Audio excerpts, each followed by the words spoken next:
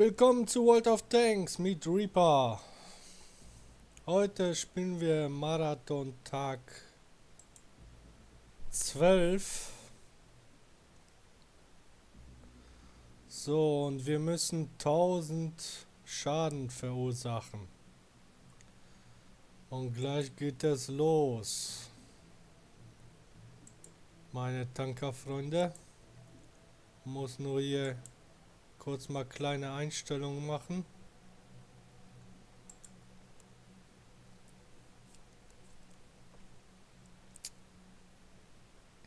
Und ein Kollege ist auch mit dabei.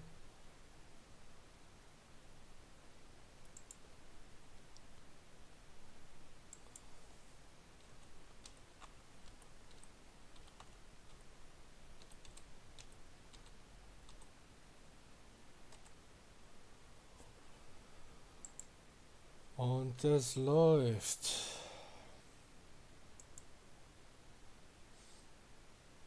So.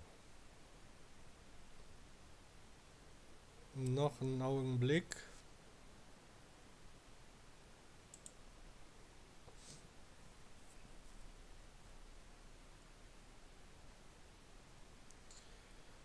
Wie gesagt, 1000 Schadenspunkte müssen wir heute erledigen.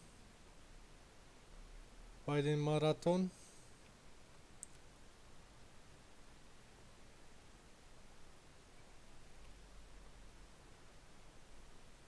Wir werden schauen, wie es heute läuft. Ich hoffe besser als die Tage zuvor.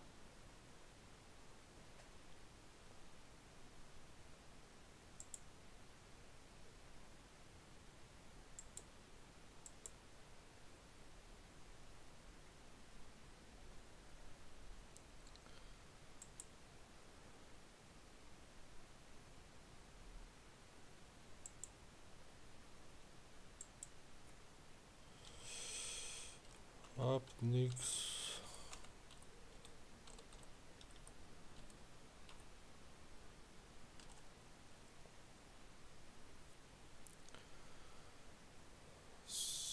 Ach, da. Okay. Ja, und da ist ein Kollege mit dabei. Moin Moin. Ja, gleichfalls. Warte, ich mach gerade mal ein bisschen lauter. Du bist bei mir leise. Und du bist bei mir voll laut.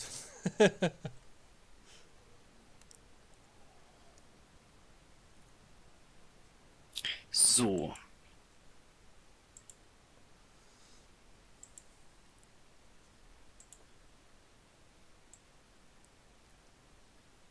Wir können ein Spiel machen. Es kann dann sein, dass noch ein Freund von mir vorbeikommt, ne?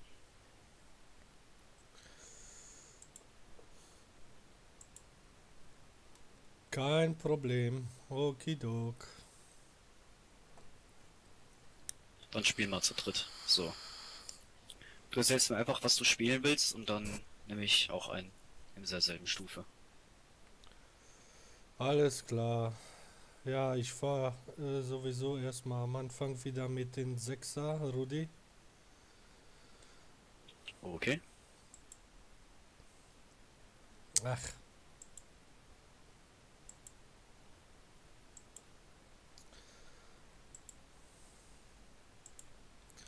Sorry. Kein Problem.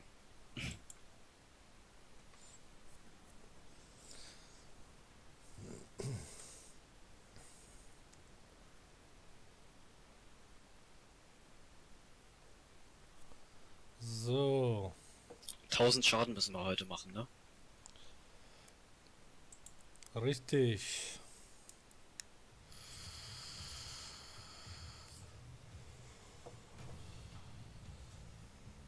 So. Wie gesagt, ein neuer Kollege dazu gestoßen. Kennengelernt im Livestream. Schauen wir mal, wie es läuft heute.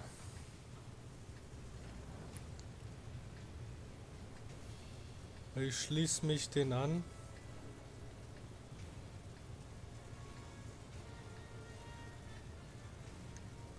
Es dauert wieder lange.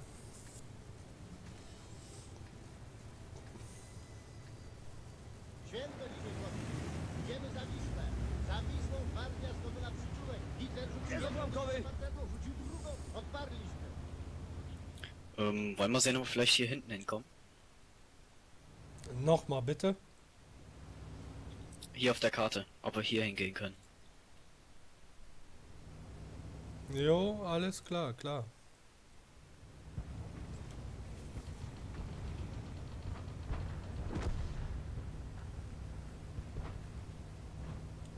Dann können wir nämlich den schweren Panzer ein bisschen in die Seite schießen. Alles klar.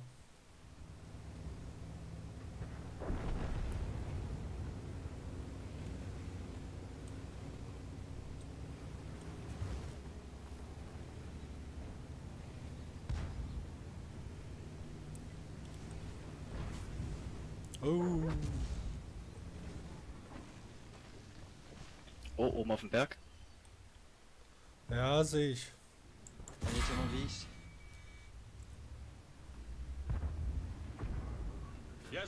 Oh, ich glaube, wir müssen hier nochmal weg. Stell dich, guck mal, so wie ich jetzt, hier in das Haus, weil die Arti uns gerade beschießt. Jo. Ach Mist, Kette erwischt, ey.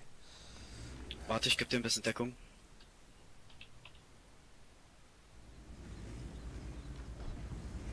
Jazda! Geht wieder.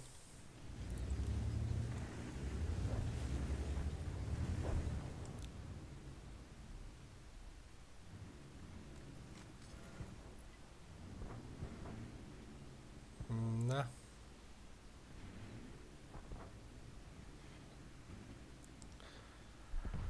Keiner im Fokus.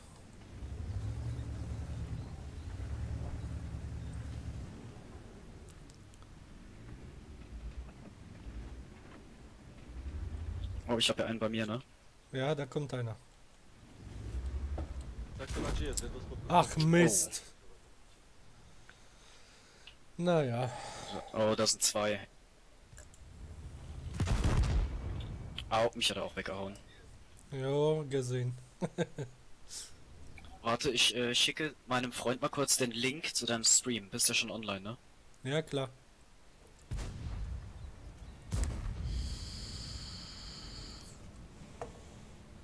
So, ab zum nächsten Gefecht. Das haben wir sowieso versammelt.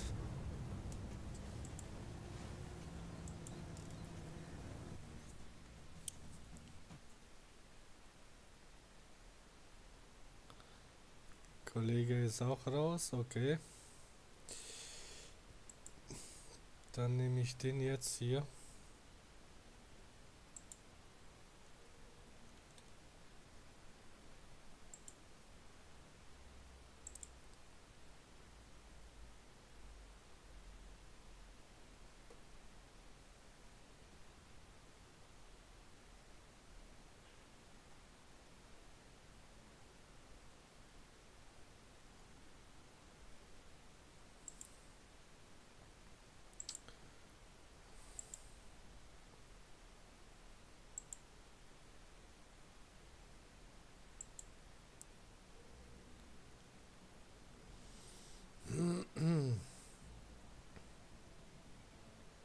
So, ich habe den gerade eingeladen.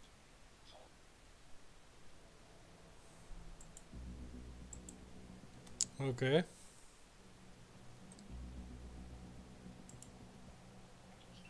Kannst du mal kurz in den Einstellungen gucken? Ich möchte was zeigen.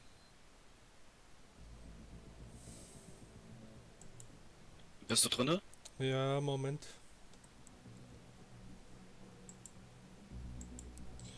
Moment.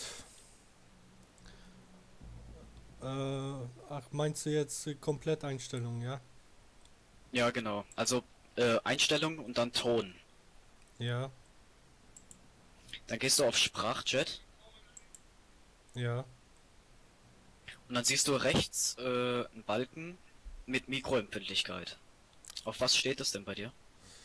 15. Mach das mal auf 46. Okay. 46. Habe ich. Okay, perfekt. Dann noch auf Annehmen und dann... Jo.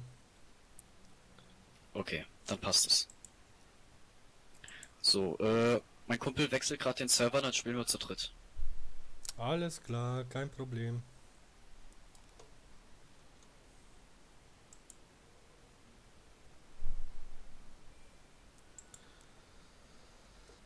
Na, na, na.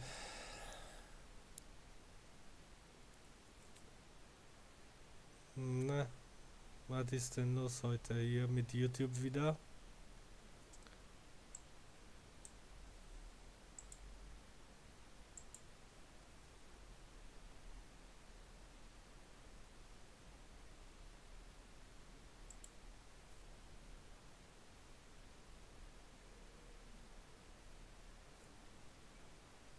Okay.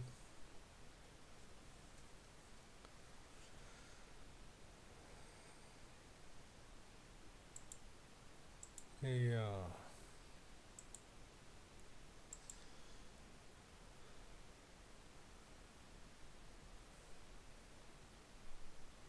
Leider Niederlage. Ja, wie ihr vielleicht mitgekriegt habt, da kommt gleich noch einer dazu. Zu der Division. Schön, schön. Es läuft.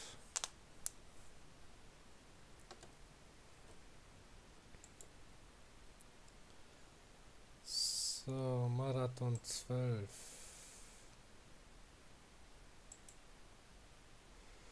Nö, keine Punkte. Naja. Das klappt schon. Ach. Da ist der Zug. Okay, ja.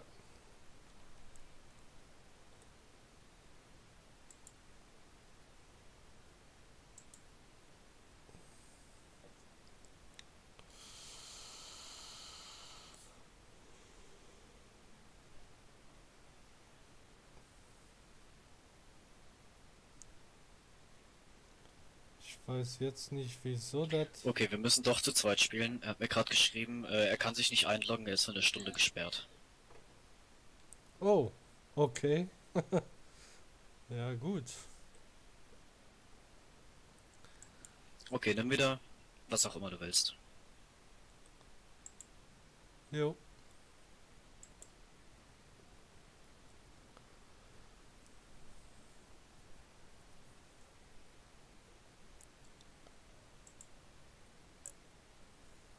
Mhm. T150. Denkst du bist um 5 nach halb 9 immer noch im Stream? Ja. Ja, ja, klar.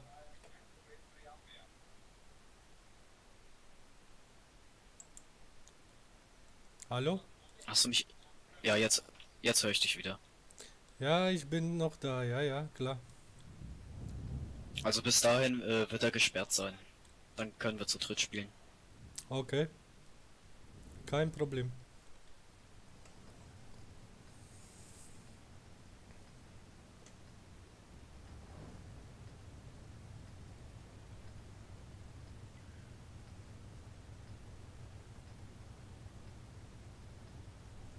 Natarcie, zwinność i szybkość. Szukaj wroga zawsze tam, gdzie się nie spodziewa. Jak już ruszyłeś, wal naprzód, bracie nie ma. Odłamkowy.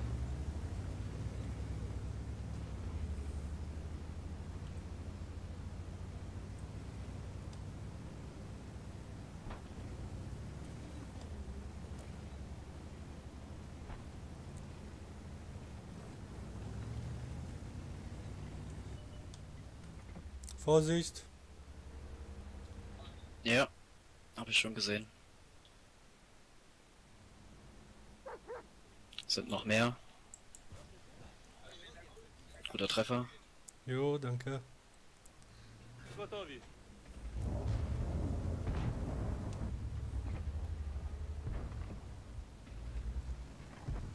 Haben wir jetzt schon ein Zehntel von der Mission geschafft.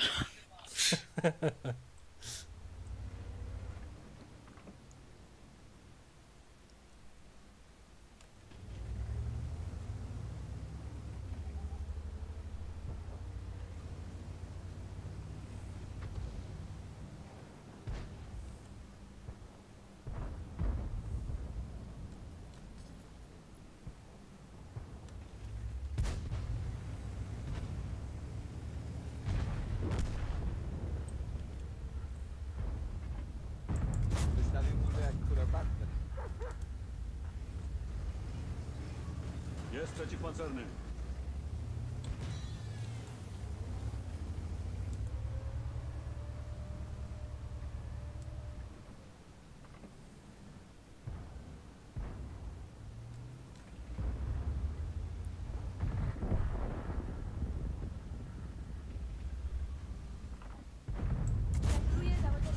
Gut. Perfekt. Jo. Jest odamkowy.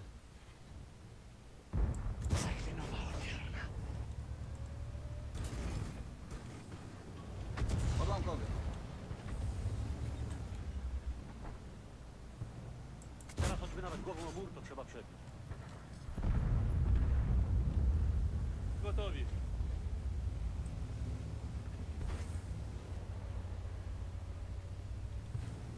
Fahr nicht zu weit rein, bleib bei mir. Du, nein, fahr zurück nochmal. Da sind noch zu viele.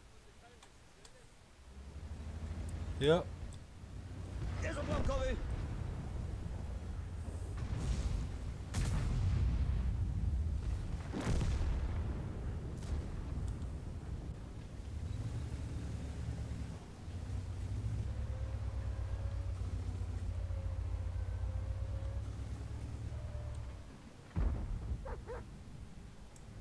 Nie pieru strzeli. Jest odamkowy. Jest przeciwpancerny.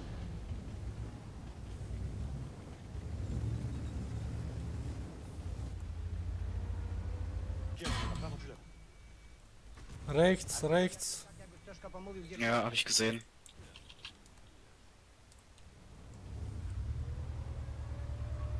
Jest odłamkowy. No tak, twoja głowa, można... Mist.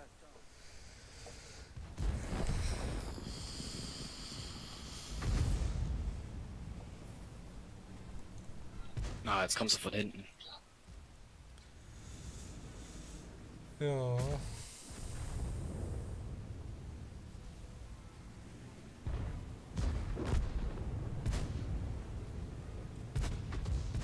Oh, oh.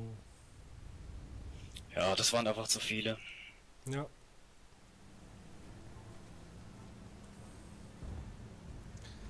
Tja, ab zur Garage. Nächstes Gefecht. Und willst du den Matilda noch mal spielen? Ja, klar. Klar.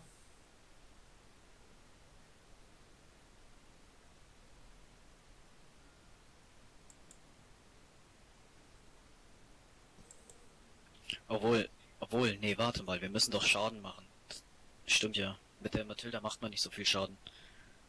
Ich glaube, wir müssen doch größere fahren. Okay. Okay.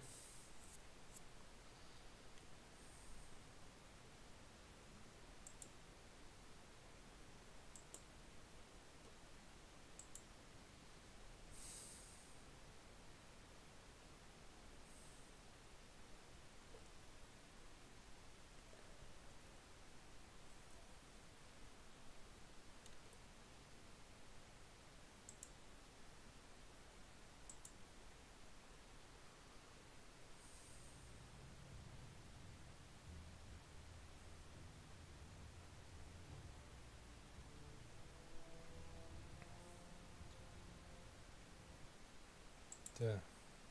Nee, gut.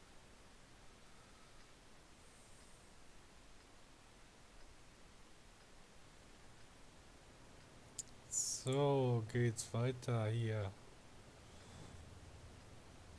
Na? Da ist der Kollege. Ach, da vorne. Okay. Nach dem Spiel hier gebe ich dir die Befugnis des Kommandanten, weil du bist der Streamer. Du musst wissen, wann du die Spiele starten willst und wann nicht. Okay, kein Problem. Geht schon Weißt du, klar. damit du den Chat auch lesen kannst, weißt du? Okay, ja, ja.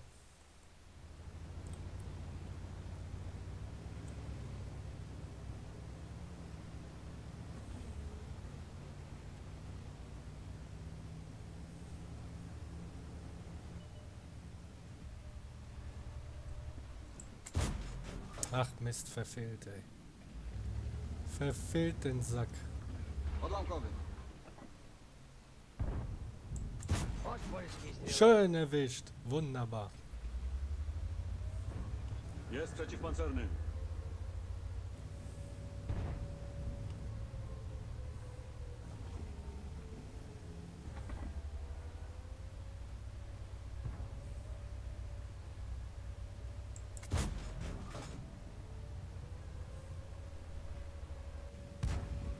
Jest odłamkowy.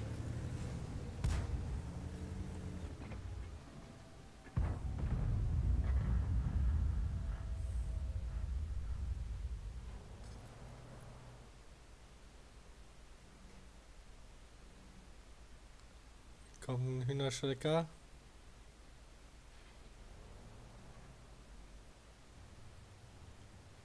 Wenn wir die Mission geschafft haben, mein Kumpel immer noch nicht online ist, könnten wir ja mal eine Übung aufmachen. Da könnten wir dir mal ein bisschen Tipps geben. Und ja, Tipps und Tricks halt generell. Okay. Jest odłamkowy.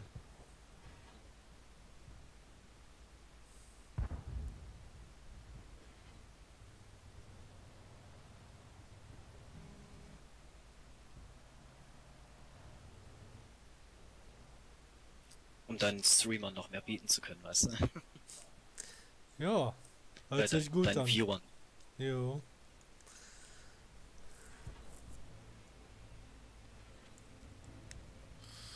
Schon mal so als Tipp nebenbei, wenn du den Panzer, den ich hier habe, im Gegnerteam siehst, dann versuch erst gar nicht, den abzuschießen. Da kommst du vorne nicht rein bei dem hier.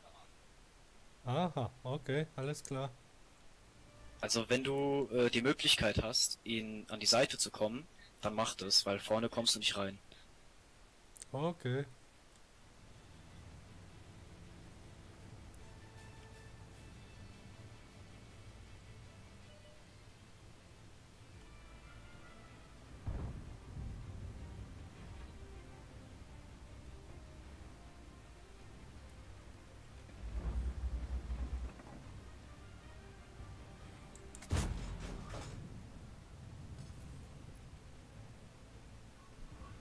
Odłamkowy.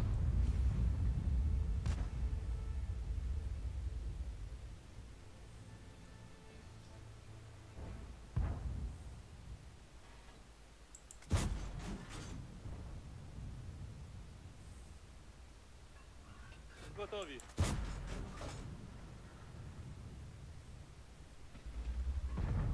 Jest odłamkowy.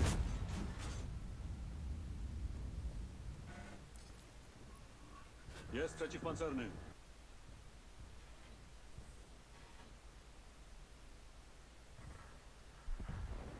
Ja, ich bin schon raus. Okay. Jest odłamkowy.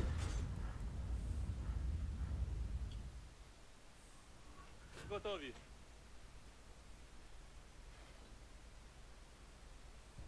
Okay, auf dem Berg ist keiner mehr von uns. Ich würde umdrehen, guck mal auf die Karte und hier hinfahren. Jo, okay.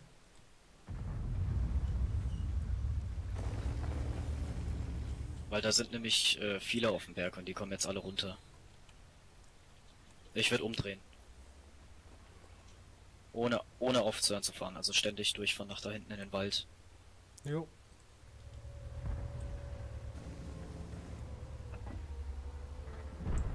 Załaduj odłamkowy.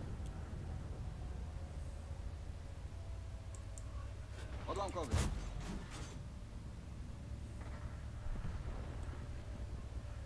Jest odłamkowy. odłamkowy!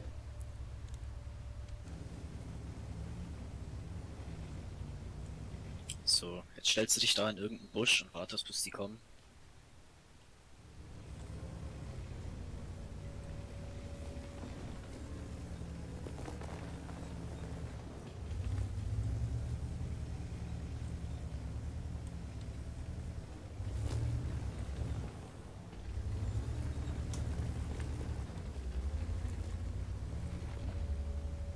Ist egal welcher, Hauptsache der Busch ist groß genug, dass du genau reinpasst.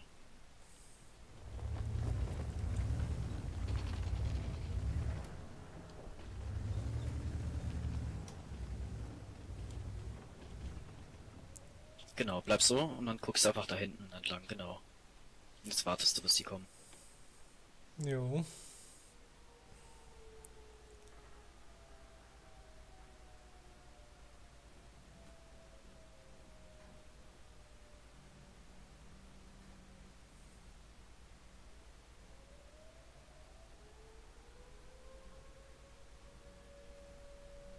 So, ich bin mal eben ganz kurz weg. Ich bin auch ganz kurz auf dem Klo. Alles klar.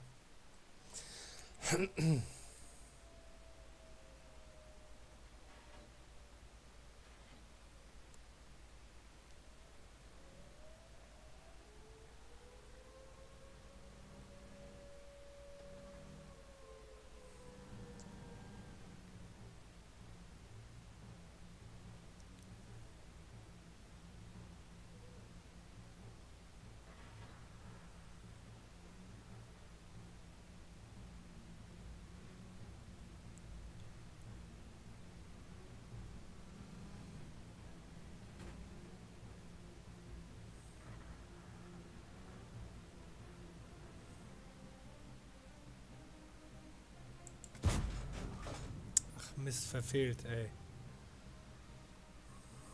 Gotowi.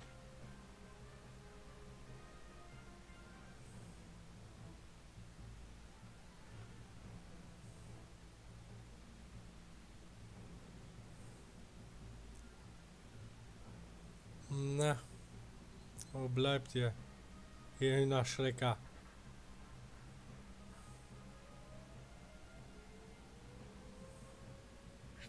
So, siehst du da vorne? Oh. Oh ja, nee, das Spiel haben wir verloren. Ja, leider. Du bist nämlich der Letzte. Hm. Ja. Das sind zu viele noch. Um die kannst du nicht mal ankommen.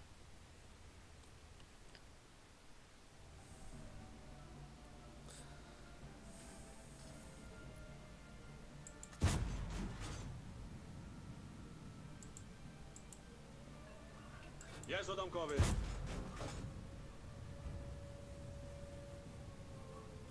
Odłamkowy.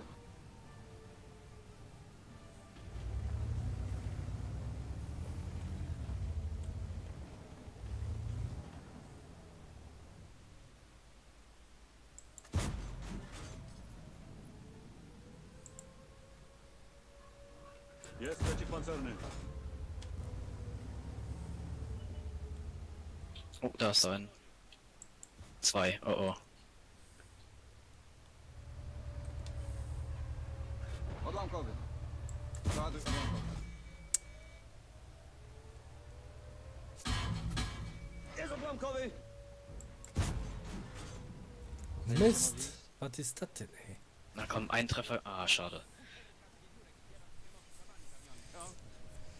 Ach ja, so ist das.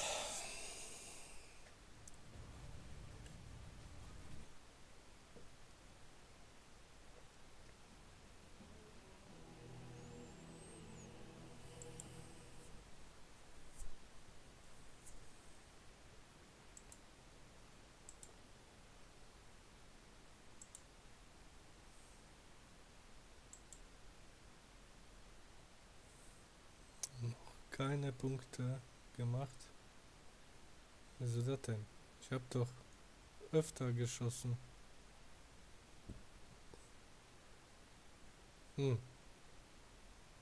Oder muss man die Runde dann gewinnen? Muss man die Runde gewinnen, um bei den Marathon den Schaden anerkannt zu kriegen, oder was? Nein, nee, musst du nicht. Der Schaden zählt einfach so. Also, selbst wenn du verlierst, wird der Schaden dazu gerechnet. Komisch, bei mir steht da immer noch nix.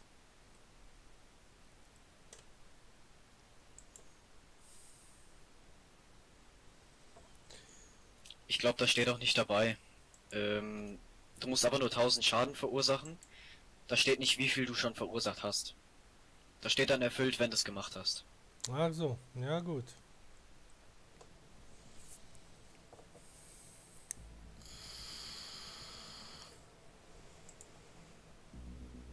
So, nehmen wir mal wieder den Roddy.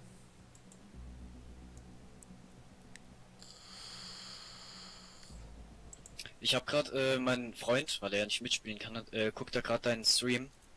Du sollst den Drehzahlbegrenzer aus dem rausmachen. Und 5 bis 10 Goldgranaten. Okay. Weil der Drehzahlbegrenzer bringt kaum was bei denen. Alles klar.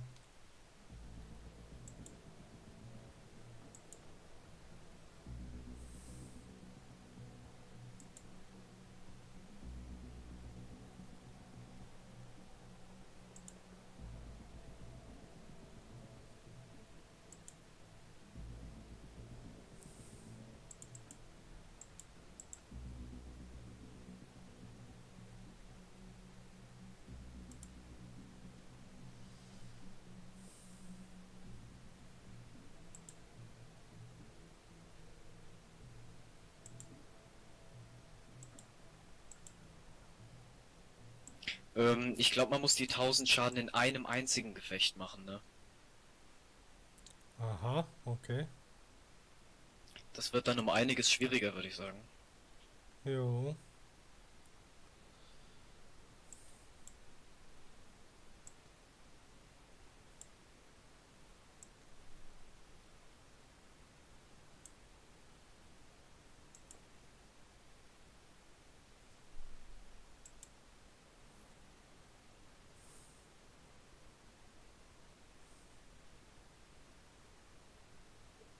So.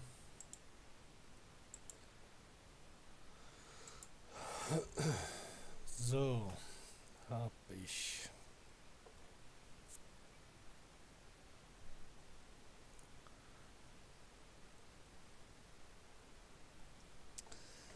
Dann geht's los, ab zum nächsten Gefecht.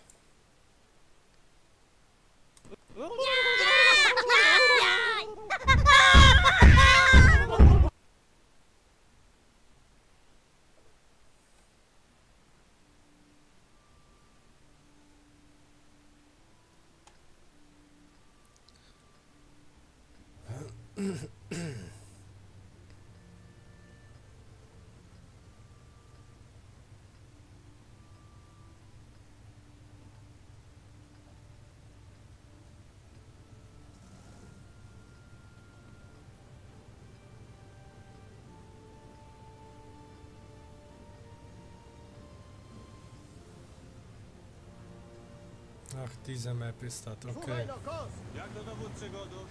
W gaśniku zapchany? Jest odłamkowy.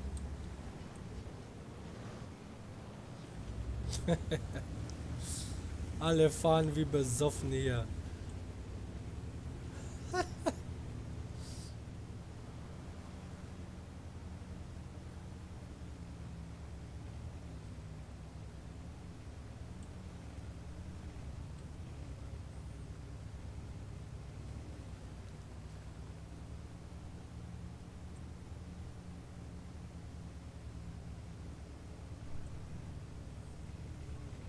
Jest przeciwpancerny.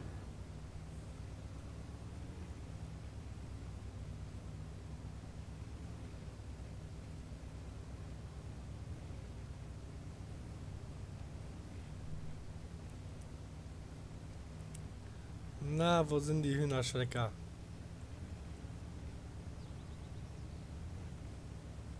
Guck mal, ob du dich neben ein Haus stellen kannst, in den Busch. Ich decke für dich auf, ja?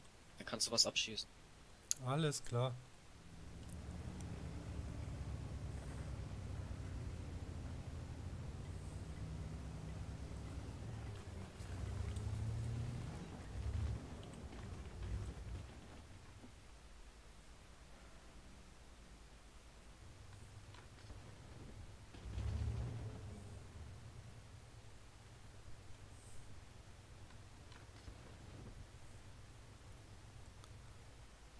Da ist schon mal einer.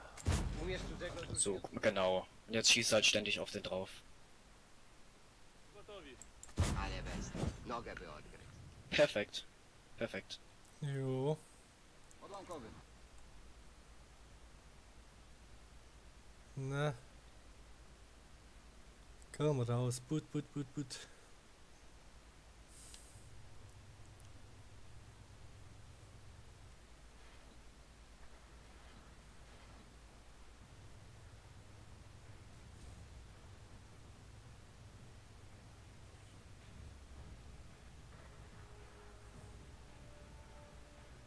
Okay, und sieh mal zu, bevor du schießt, fahr so weit hinter den Busch, dass der nicht mehr durchsichtig ist. Dann kannst du nicht aufgedeckt werden, wenn du schießt. Okay. Ja, ich stehe gerade im Gebäude drin.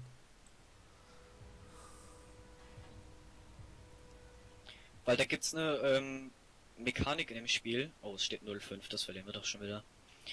Es gibt nämlich eine Mechanik in dem Spiel. Wenn du in einem Busch stehst und schießt, aber der Busch ist durchsichtig, wirst du aufgemacht. Wenn du aber hinter dem Busch stehst, so dass er nicht mehr durchsichtig ist und dann schießt, gehst du nicht auf. Alles klar. Gut zu wissen. Okay, ich gucke jetzt nochmal, ob ich den in den Rhein fahren kann und dann aufdecken kann, okay? Macht's schon mal bereit? Jo.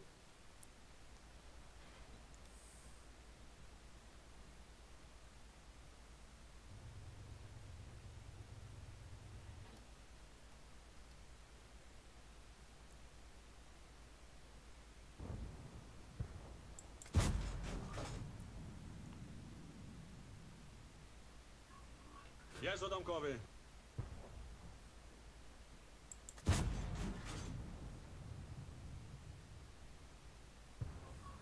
Jest przeciwpancerny.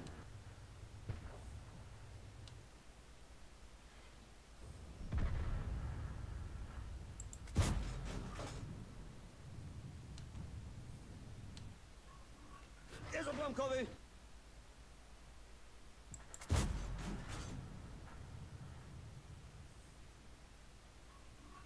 Odłamkowy.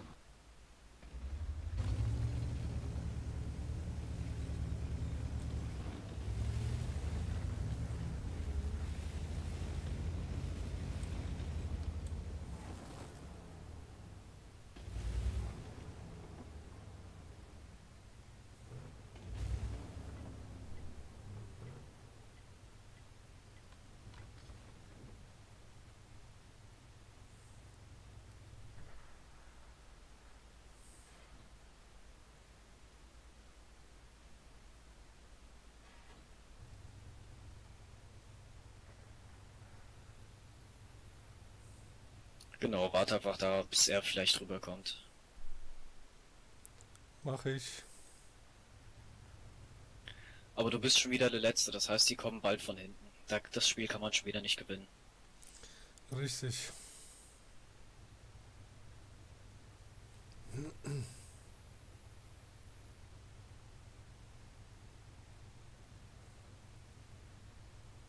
Ne.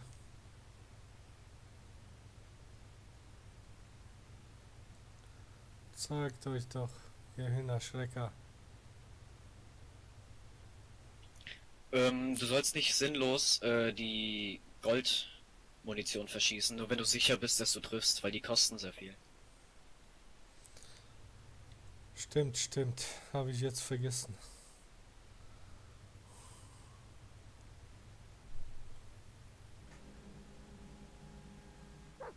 So, noch ein paar Minuten. Oh, oh. Ja, komm. Noch einen, hauen den rein, komm. Einen noch. Hast du jetzt die 1000 Schaden zusammen? 1146.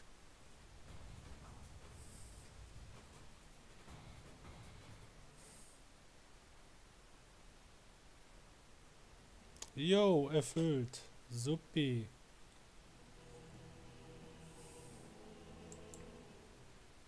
Super, ja, das klappt ja.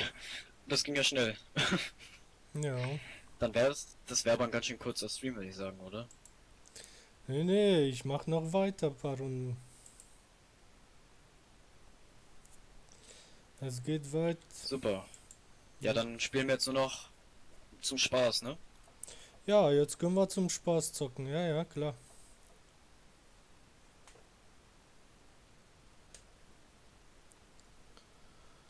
So, was nehme ich denn?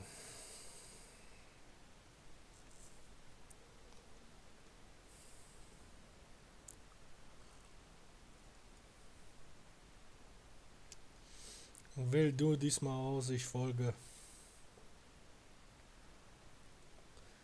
Vierer, Matilda, okay. Okidok. Okidoki. Ab zum nächsten Gefecht.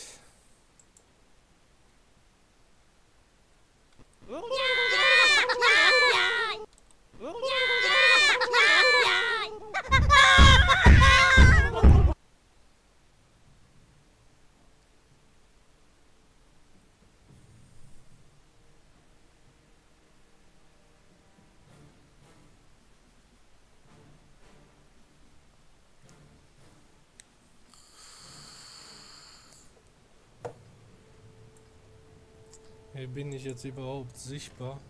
Na, geht ja noch klar, der Cam-Hintergrund. Okay. Ich habe kein Licht im Zimmer jetzt angemacht. Aber geht schon klar. Ihr seht mich ja. Gut, geht's weiter. Wenn es euch bis jetzt gefallen hat, lasst mir einen Daumen hoch, Feedback in den Kommentaren und über ein Abo würde ich mich auch freuen. Und weiter geht's mit den Kollegen hier. Hell 179.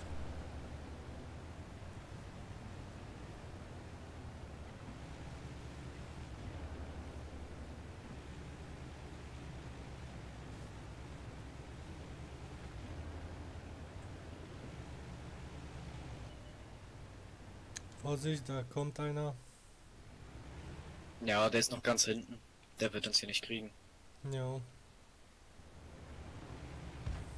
Guck mal nach links, da tauchen manchmal ganz viele auf. Auf dem Berg da hinten. Ja.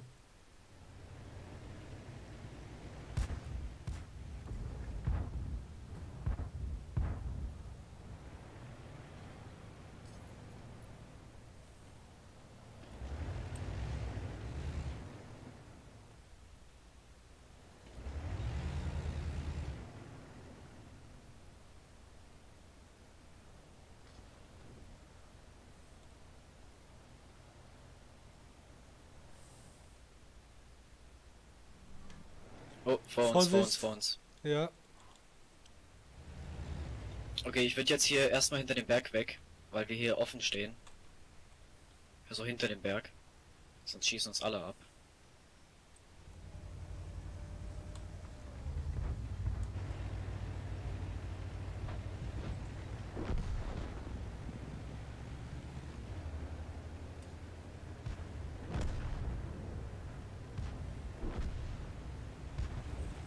Na, Matilda, beweg dich. Oh, Kollege macht da richtig Punkte jetzt.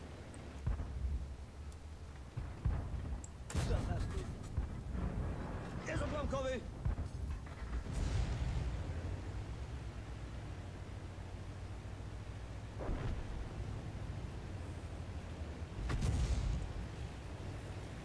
Oh, eine Lafette bestimmt.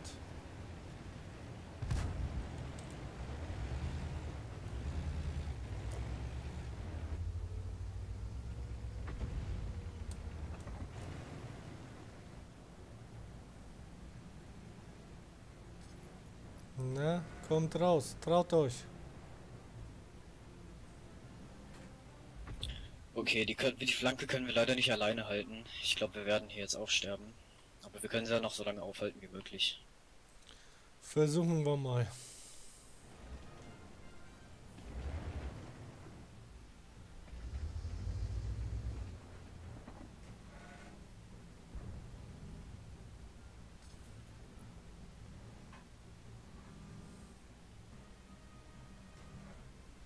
Na, kommt raus.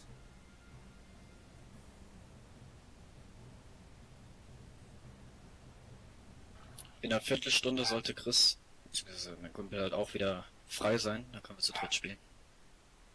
Alles klar.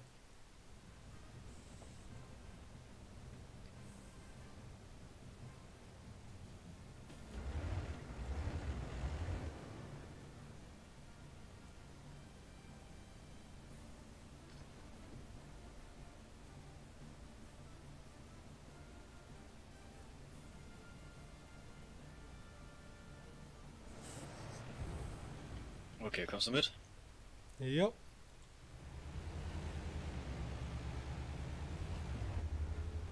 Jak poproszę Rudego, jak docisnę gaz... Ich glaub's nicht, ne? Genau dann, wenn wir rausfahren wollen, dann tauchen sie auf, ist klar. Richtig, Naja. richtig. Jest przeciwpancerny. Ach, Menno. Tja, ja.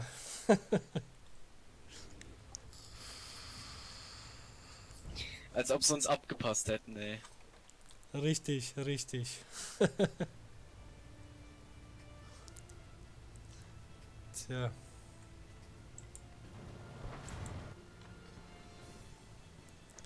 Das wird wieder nix. Glaube ich. Zaloga niepełna. 7-7. Okay.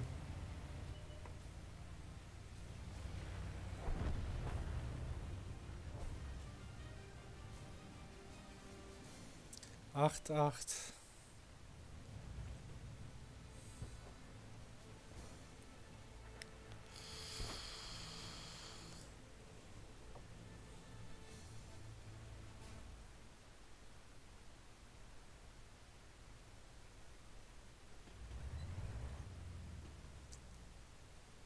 Żołnierz nie choinka, mundur nie kiecka.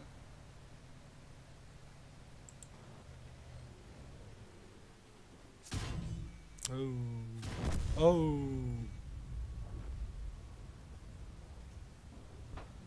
Die könnten das noch reißen, aber wer weiß.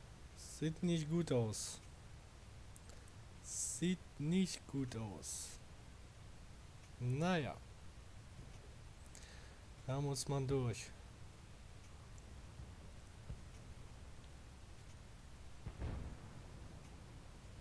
11-10. Okay.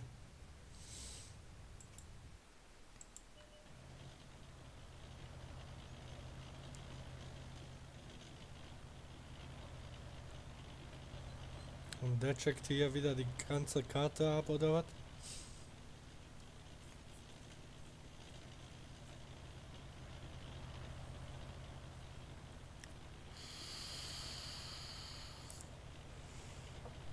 Hey, ich glaube, das packen wir nicht. Ab zum nächsten Gefecht. Lassen wir den Kollegen nicht warten.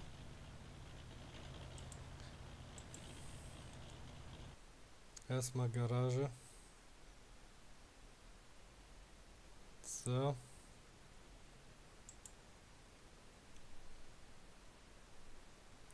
Okay, leg mal vor. Ich komme nach.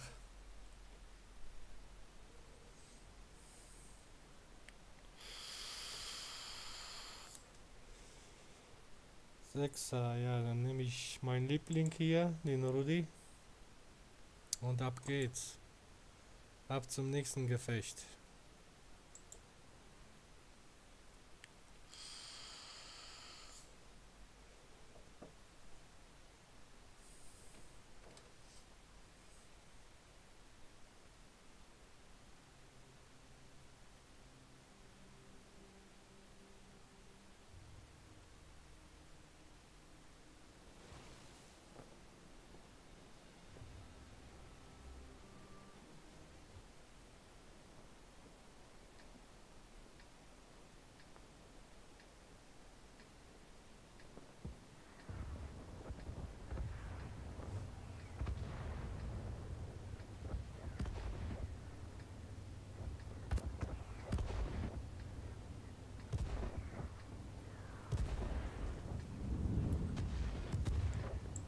Kurz mal in den Chat schauen, okay.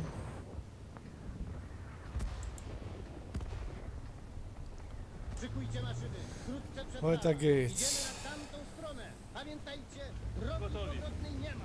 Tam, gdzie my, tam granice naszej ojczyzny.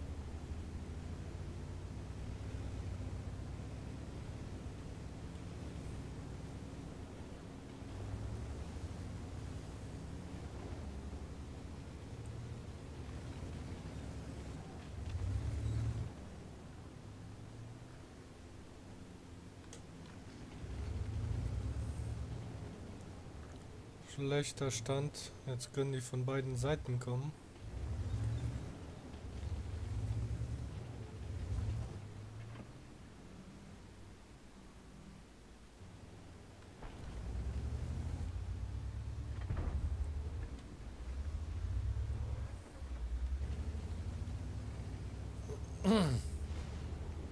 So.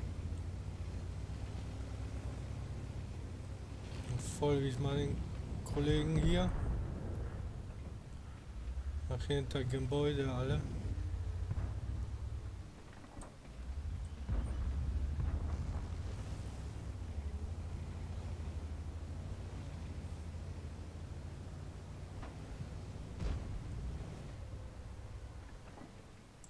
A dasz radę? Im szybciej gwardziści przywiozą motor, tym lepiej. Jest odamkowy.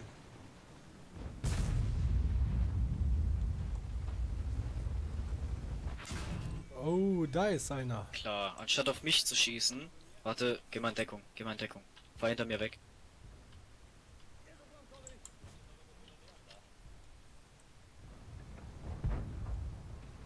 Gotowi.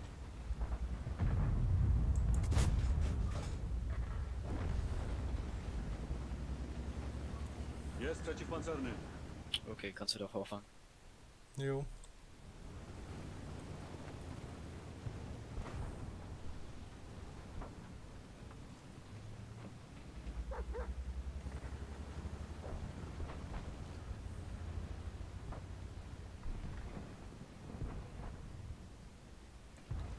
Schade, ich hatte den gerade in Fokus.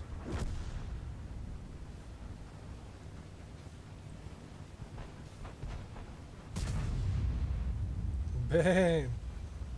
Wow! Ja, ich hatte Glück, dass ich ihn gerade in Brand gesteckt habe. Wie viel war das jetzt? Ich glaube, was? Ja, über 700, 800 oder so. Habe ich ihm gerade gemacht. Jo, cool.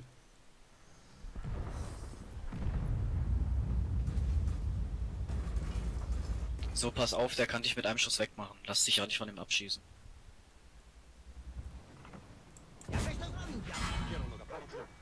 Oh, oh, jetzt musst du aufpassen. Bleib lieber mal ein Stück hinter mir. Warte, bis er schießt und dann komm vor. Jo.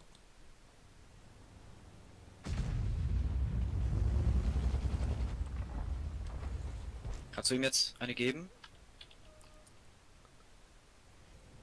Patrz, złamałeś. Ach. Mist, bist abgeprallt, ne? Jo.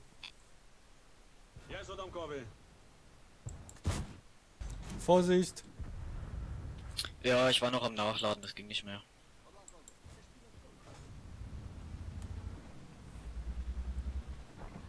Gotowi. Nie takie rzeczy się malowało.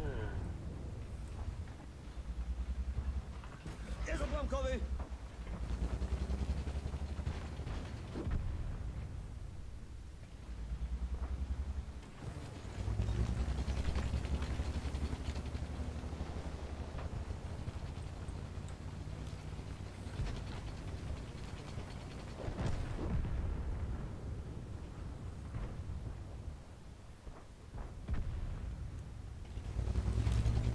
Suppi!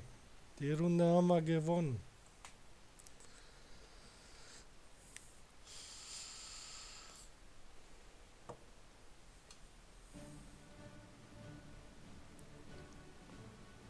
Wenn du Lust hast, könnte ich jetzt eine Übung aufmachen. Dann... Der Kumpel kommt auch in 10 Minuten oder so. Könnten wir jetzt eine Übung aufmachen und dann könnte ich dir das zeigen. Oder du willst halt noch ein paar Randoms für den Stream machen. Also ist deine Entscheidung. Nee, nee.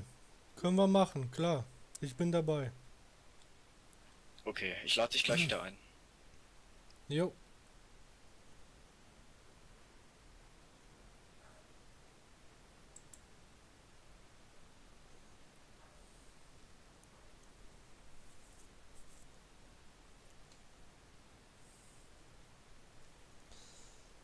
So, da machen wir ein bisschen Training hier.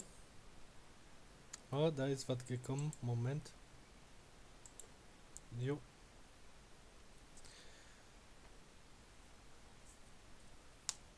Ein bisschen Übung. Muss auch mal zwischendurch sein, lieber Zuschauer.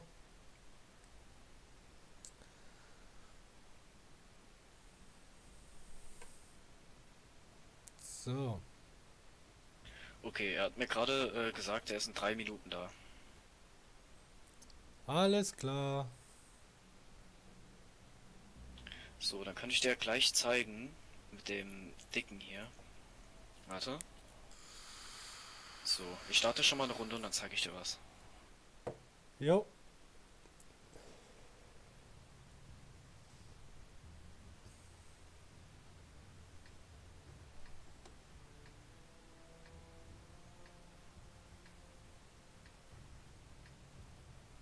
Also du hast ja jetzt wieder ein paar Goldgranaten dabei, oder? Ja. Perfekt, dann zeige ich dir gleich mal was.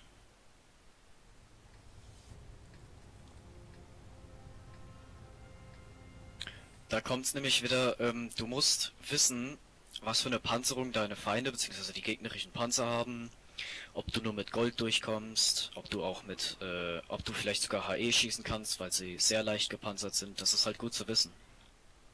Okay. Halt mal Steuerung gedrückt und geh dann mal mit der Maus auf deine Goldgranaten drauf. Halt mal da der Maus drauf. Dann steht da Durchschlagskraft. Wie viel hast du auf Gold?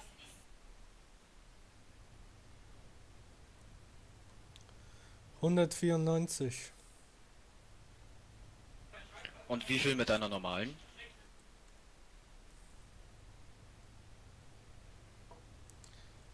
144. Genau das ist es nämlich. Der OI hier, den ich gerade fahre, der hat 150 mm Panzerung vorne. Da sind deine normalen Granaten nicht gut genug. Dafür musst du dann Gold laden, dann kannst du mir vorne auch reinschießen. Das ist halt gut zu wissen. Weil ich habe dich gestern, glaube ich, ja, glaube gestern im Stream gesehen. Da bist du gerade auf Steppen gewesen, hast versucht, den vorne reinzuschieben mit dem, hört ja mal auf, mit der Matilda vorne reinzuschießen. Richtig. Das funktioniert nicht. Du musst wirklich die Seite von dem treffen, ansonsten wird das nichts. Oder halt Gold laden. Kommst du gerade mal in die Mitte zu E5? Jo.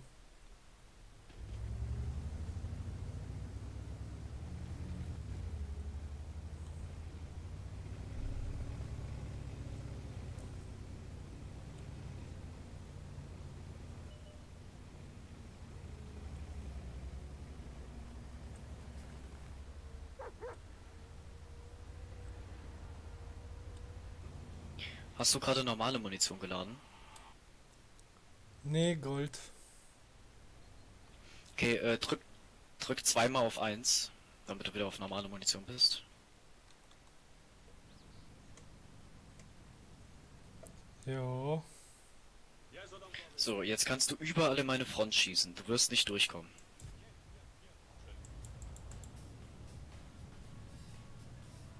Jesteś pancerny. Genau, und jetzt drück nochmal zweimal auf 2 und dann versuch's nochmal. Das ist halt gut zu wissen.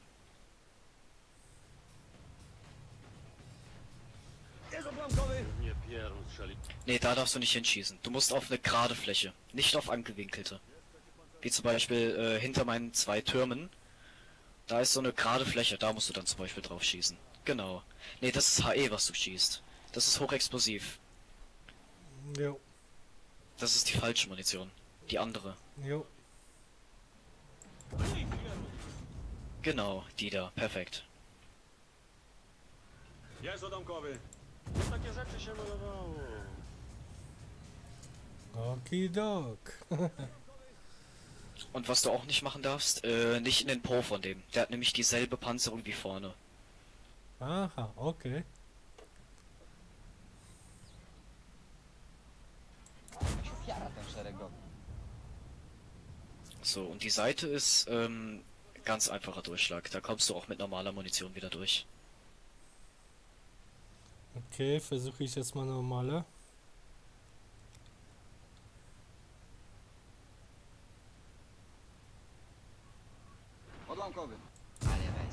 drogę by odgryzł.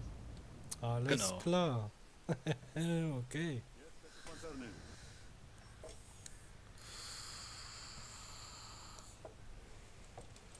Okay, was ich dir noch für eine Panzerart empfehle.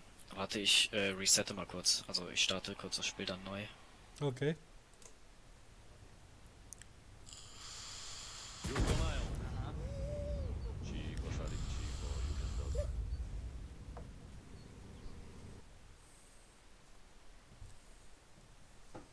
Was ich dir für eine Panzerart empfehle, ist eine Arti. Die ist relativ einfach zu spielen. Also Selbstfahrerfette. Warte, ich guck gerade mal, ob er online ist. Ja. Naja, ich denke, er wird mich so oder so anschreiben. Okay, Chris, wenn du das gerade siehst und mich hörst, komm auf TS. Sag mir dann Bescheid, wenn du online bist.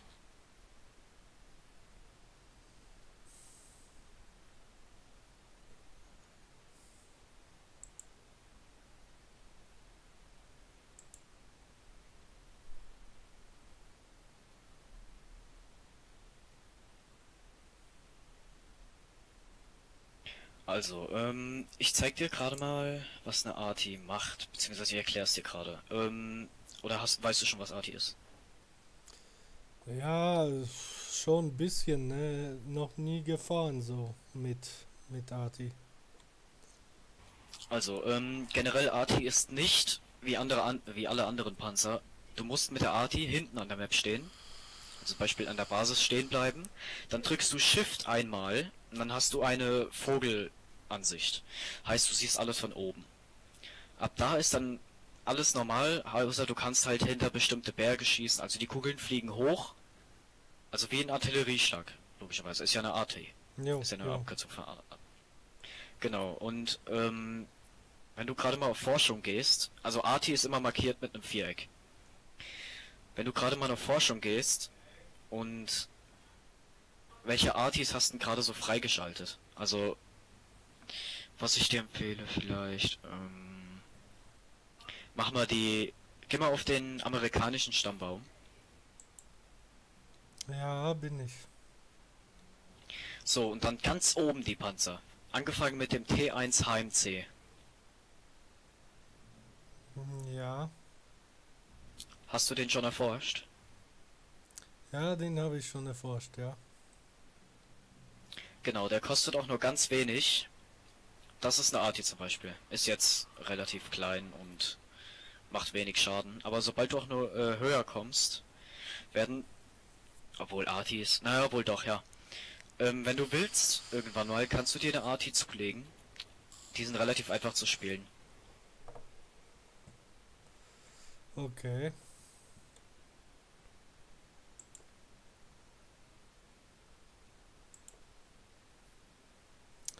Hab mir eine zugelegt, ja.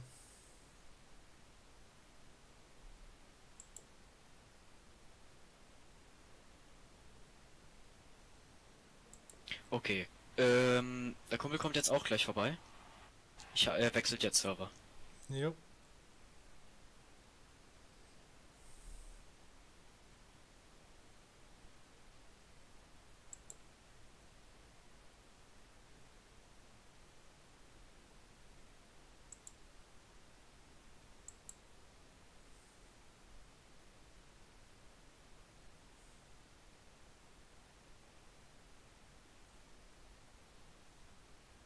So, hallo.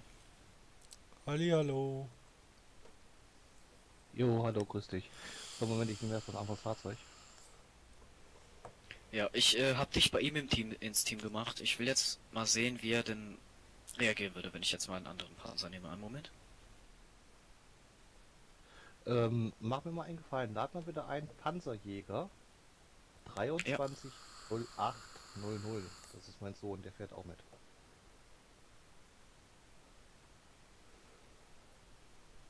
Panzerjäger mit Ä oder AE?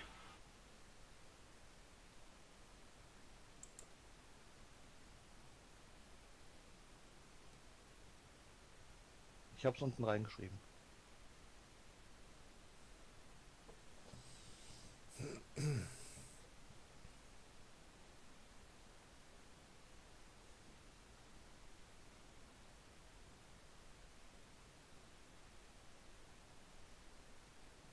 Ich habe gerade mal eben schnell ein bisschen im Stream mitgeguckt.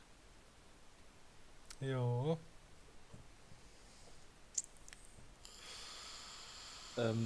Weil du hattest den Drehzahlmesser drin. Der bringt dir nur kurzzeitig Geschwindigkeit. Wenn du nichts anderes hast für das Fahrzeug. Okay, aber es bringt dir nichts. Bei dem Panzer ist es wichtig. Schnelles Einzoomen, schnelles Schießen und am besten, um die Besatzung noch ein bisschen aufzupumpen, verbesserte Lüftung. Alles klar, danke.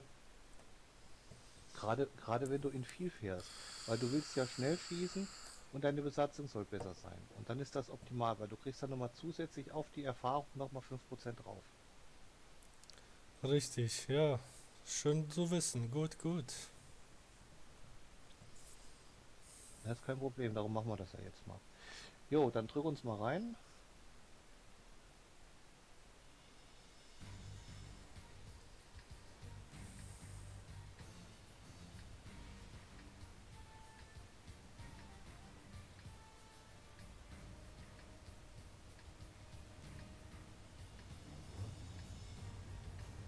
So, was wir jetzt machen, machen wir ein normales Gefecht. Ich habe halt jetzt einen 7er, ich weiß, das ist ein bisschen blöd jetzt, aber wir machen jetzt wie ein ganz normales Gefecht. Ich will mal sehen, Reaper, wie du ganz normal jetzt, sagen wir mal, gegen uns antrittst, ja?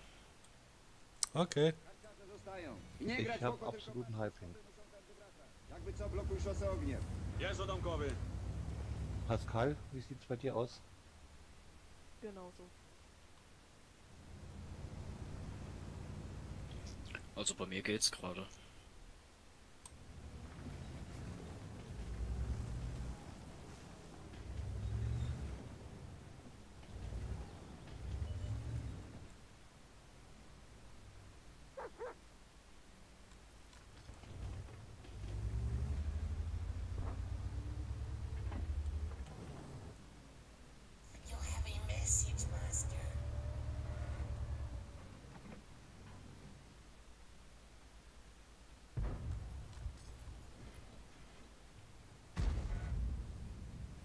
Ich schieße auch nur HE, deswegen jetzt, okay?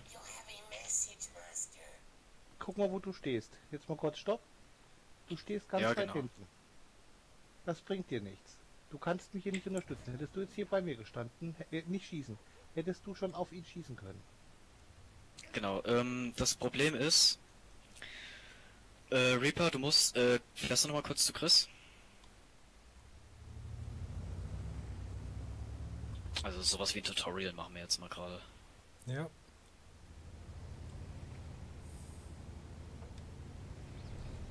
Genau, wenn du da stehst, guck mal.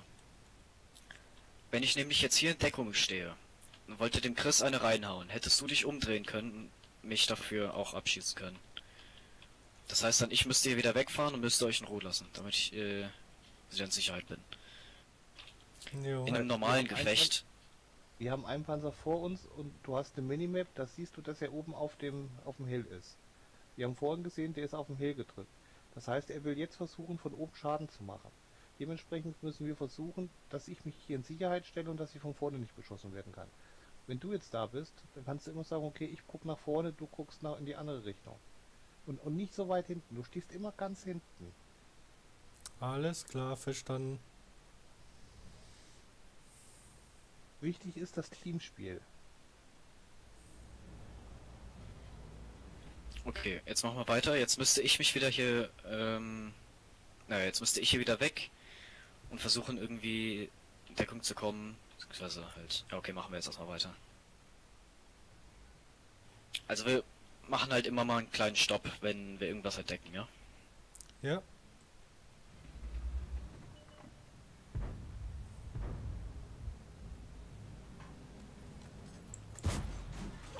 Genau, perfekt, siehst du? Gotowi.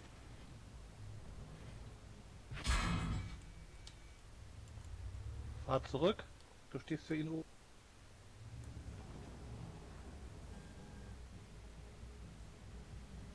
Ich nehme danach aber auch wieder einen Sechser, das ist ein bisschen unfair so oder so gerade.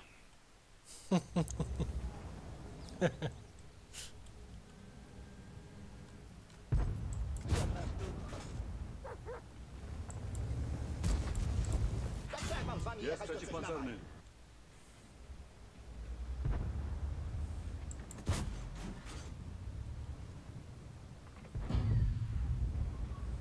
Odłamkowy. Also ich spiele jetzt mit Absicht schlecht. So. Jetzt haben wir die Situation, guck mal, wo du stehst. Du bist frei einschießbar. Stell dich hinter mich oder neben mich.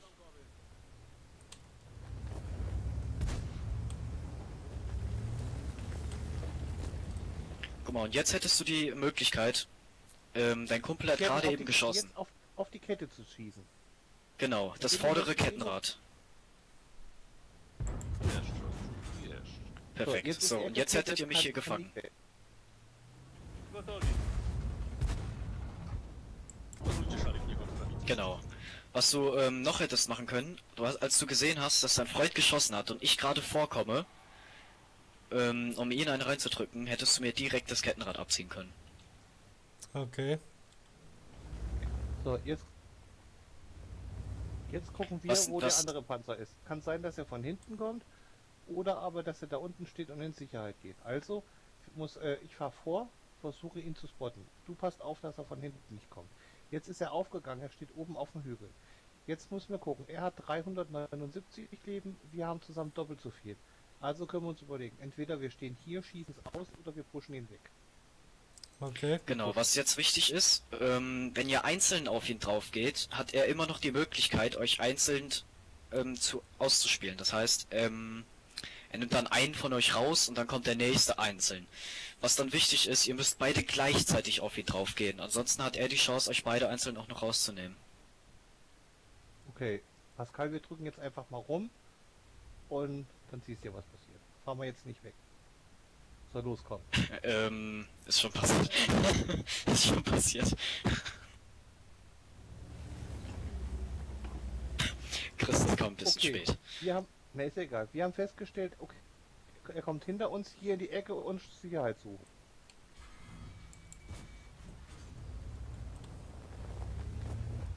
Melduję, żeby wolniej! Jest przeciwpancerny. Krasuli trzeci bieg zaciął!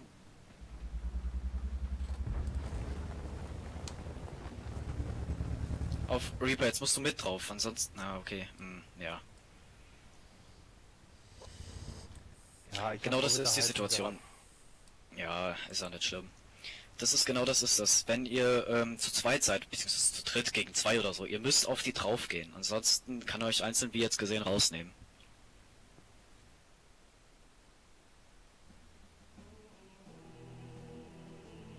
Eins probieren wir nochmal.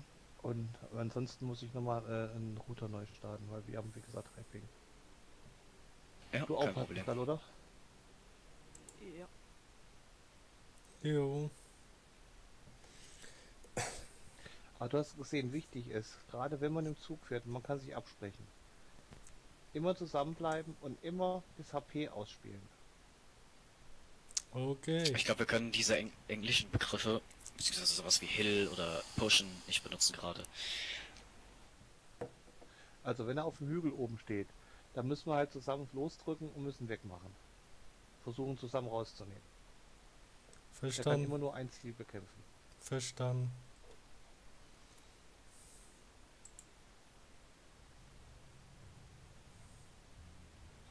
Machen wir es doch so, wir spielen jetzt dieselbe Situation nochmal ab, nur dass ich halt jetzt einen Sechser mache. Und dann gucken wir mal, wie es jetzt läuft, ja? Jo. Also, der wisst ja, wo ich dann stehe eigentlich. Gucken, wie es jetzt läuft. Ich habe leider keinen Rudi, also einen fairen Kampf kann man nicht draus machen. Naja, ist egal. Tak trzeba, pies. Dowódca ci to mówi. Na wojnie musisz być trzeźwy. Musisz wszystko gdzieś pojedynczo. Bo jakby nam się szkopy zaczęły dwoić albo troić, nie dalibyśmy rady.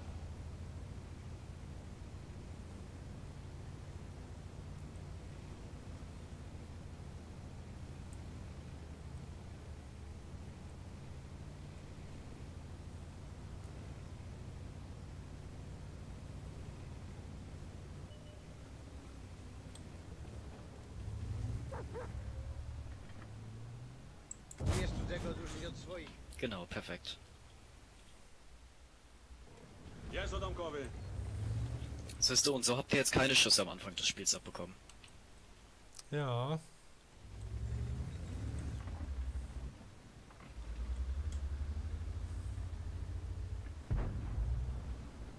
Dobry znak leci.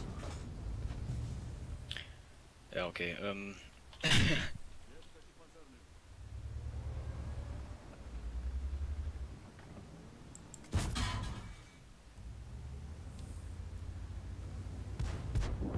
Odłamkowy.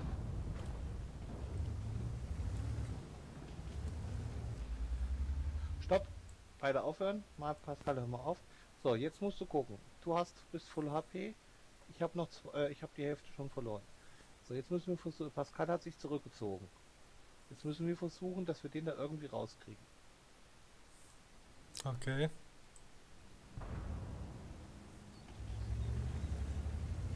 heißt jetzt, wenn du viel HP hast und dein Freund nicht, das heißt, du müsstest deine Leben, also so viel Leben, wie du noch hast, benutzen und die Schüsse einfach nehmen, damit deine Freunde... Oh shit, Chris, das war schlecht gespielt. Ja, meine Frau ist gerade reingekommen, ich habe es nicht gesehen. Ne, ich habe... Jest odamkowy.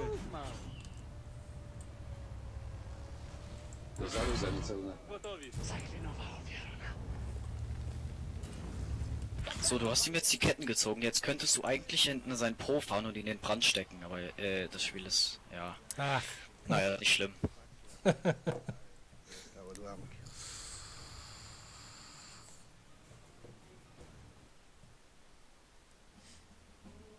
Warte, ich will gerade mal was testen. Ich will mal sehen, wie alle drei von euch, jeder von euch, oh, nehmen wir mal den. Ich will jetzt mal ein 3 gegen 1 machen. Ich will mal sehen, wie ich gegen euch ankomme. Moment.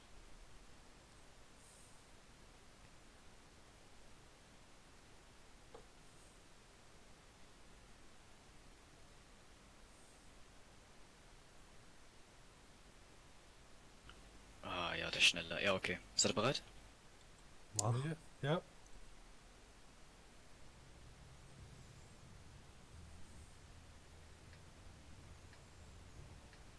Hast du deinem Sohn schon mal meine TS-Daten gegeben? Vielleicht könnten wir dann mal auch zu dritt im Zug spielen, wenn er wollt.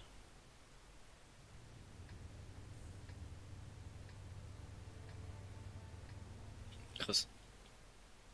Nee, kann ich noch machen.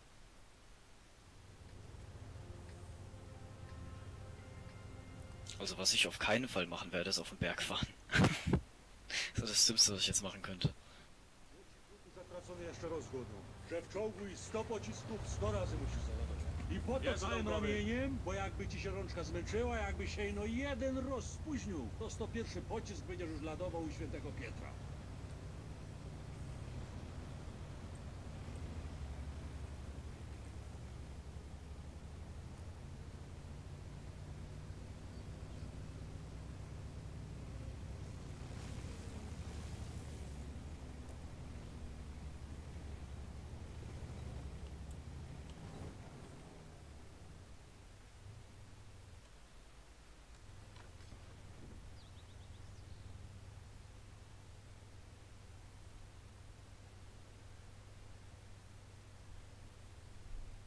Ich werde so oder so komplett zerstört werden.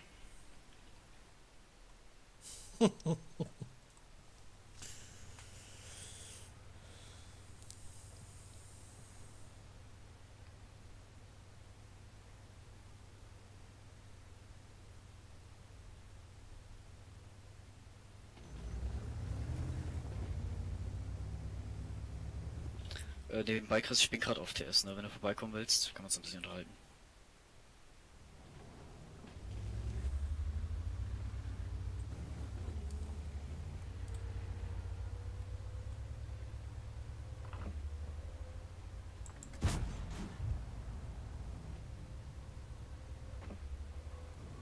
Odłamkowy.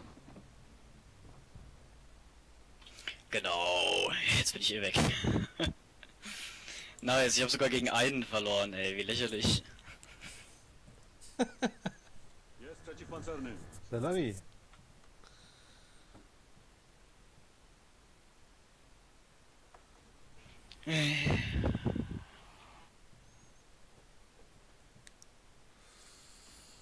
Ich glaube, wir müssen es noch ein bisschen fairer machen.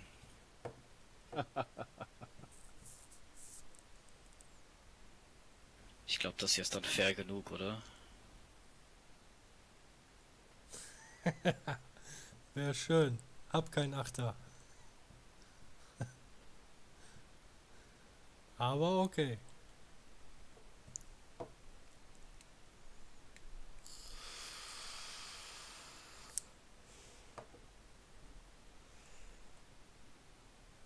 War schon okay gegen 3. Ist schon okay.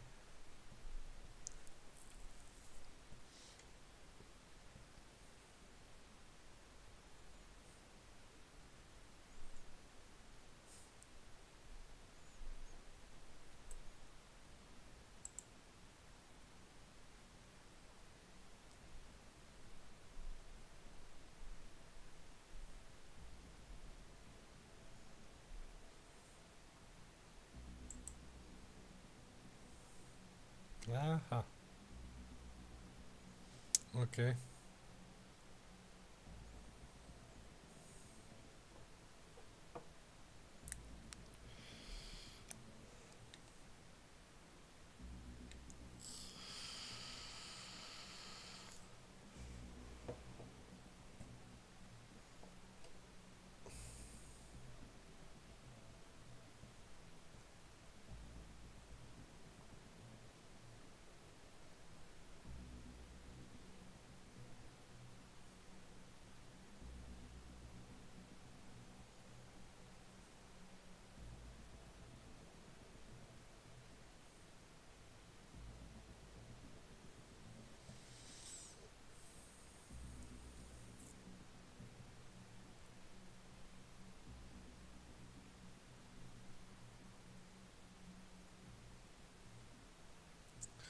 Ich bin kurz AFK.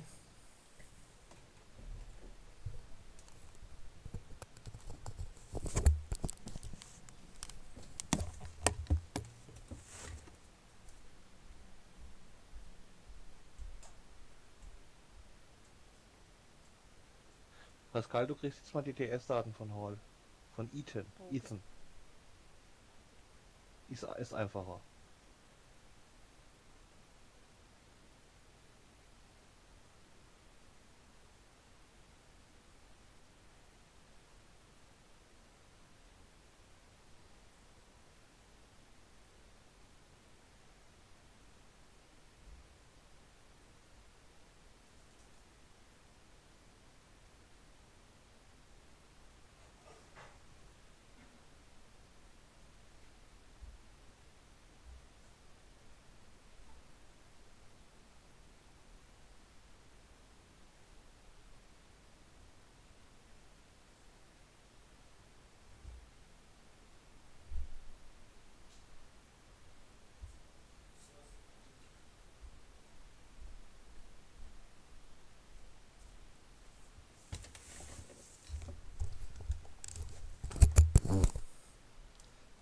So, wieder da.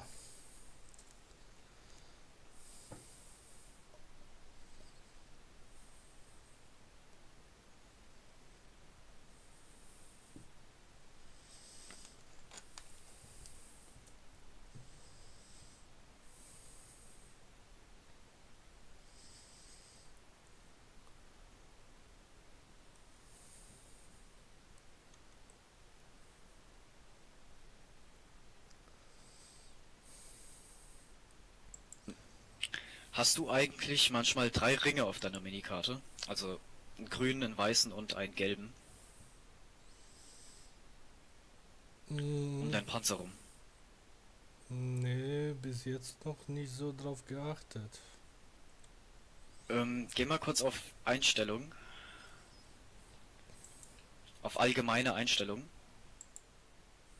Ja, Ganz unten rechts, da siehst du 3 Kästchen. Da steht Sichtweiten anzeigen auf der Minikarte. Bei allen 3 machst du ein Häkchen dran.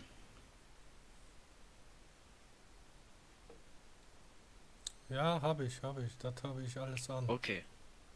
Okay, dann, was gibt's denn noch?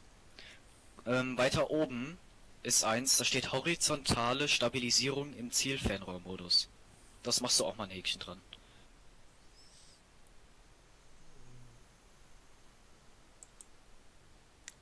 Jo. Okay, weil das bewirkt nämlich, dass wenn du in Zielfernrohrmodus bist und du lenkst, sich dein Turm nicht mitlenkt. Das wirst du gleich sehen. Okay, warte, ich starte jetzt die Runde, ja? Jo.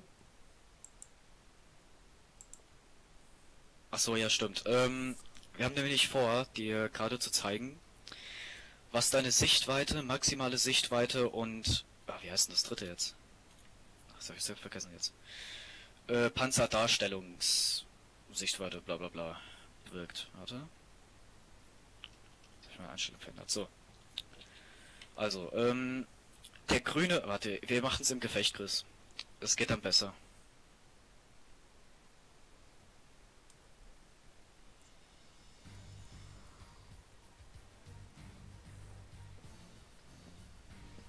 So, hast du einen grünen, einen weißen und einen gelben Ring auf deiner Minikarte unten rechts? Ja, habe ich. Genau, der grüne Ring, das ist das ist der Ring, der dir anzeigt, wie weit du die Feinde aufdecken kannst. Heißt, sobald Feinde in den grünen Ring fahren auf deiner Minikarte, werden sie von dir aufgedeckt. Aha. Der weiße Ring ist die maximale Sichtweite. Das ist so weit, wie deine normale Sichtweite gucken kann. Bedeutet, weiter als das kannst du nicht aufdecken. Egal wie viel du deinen Panzer verbesserst. Okay.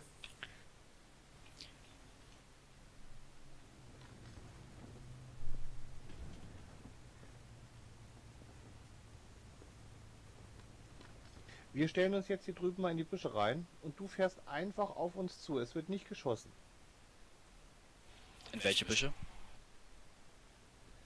Hier die Einer-Linie runter, Einer-Zweier-Linie runter. Es geht einfach nur darum, dass ihr mal seht, wenn wir hinter Büschen stehen. Ich stehe einmal vorm Busch, einmal im Busch und einmal hinter dem Busch. Okay, einen Moment. Warte, jetzt, der gelbe Ring, das ist deine, das ist das, was dir anzeigt, wie weit du deine Feinde sehen kannst. Heißt jetzt, wenn ein Feind hier steht, ja, Ja. kannst du ihn noch sehen. Wenn er aber hier steht, aus dem gelben Ring draußen, kannst du ihn in der 3D-Welt, sag ich jetzt mal, nicht mehr sehen. Er ist aber trotzdem noch da, das heißt, du könntest theoretisch blind versuchen, da mal hinzuschießen, um was zu treffen, aber das wird erst Also, später. Ich stehe jetzt in dem Busch, oben in dem Spotterbusch, typisch hier auf E1. Ich stehe jetzt dahinter. Ich fahre jetzt mal durch den Busch durch. Ja, wir fahren gerade noch hin, einen Moment.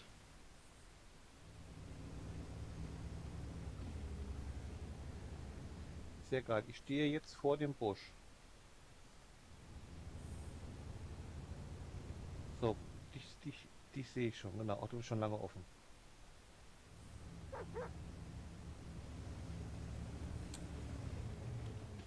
Das ist ja nicht schlimm, also nicht schießen. Jetzt stehe ich vor dem Busch, das heißt, ihr seht mich. Ja.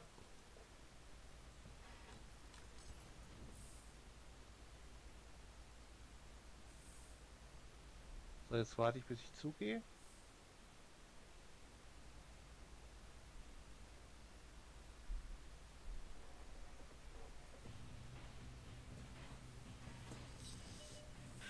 So, guck, und wenn er wieder rausfährt, geht er wieder auf. Ja. Was noch wichtig ist zu wissen, komm mal kurz her hinter den Busch hier.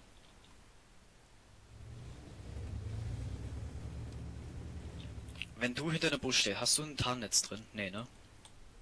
Doch. Okay, stell dich mal in den Busch. So, Chris, ist er für dich offen gerade noch?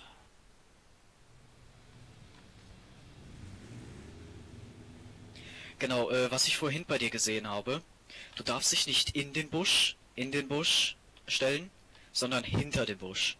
So, wie ich jetzt. Genau, so dass deine komplette Front hinter dem Busch steht. Aha, okay. Was dann noch wichtig ist zu wissen, was ich dir vorhin schon erklären wollte. So, hast du ihn aufgedeckt?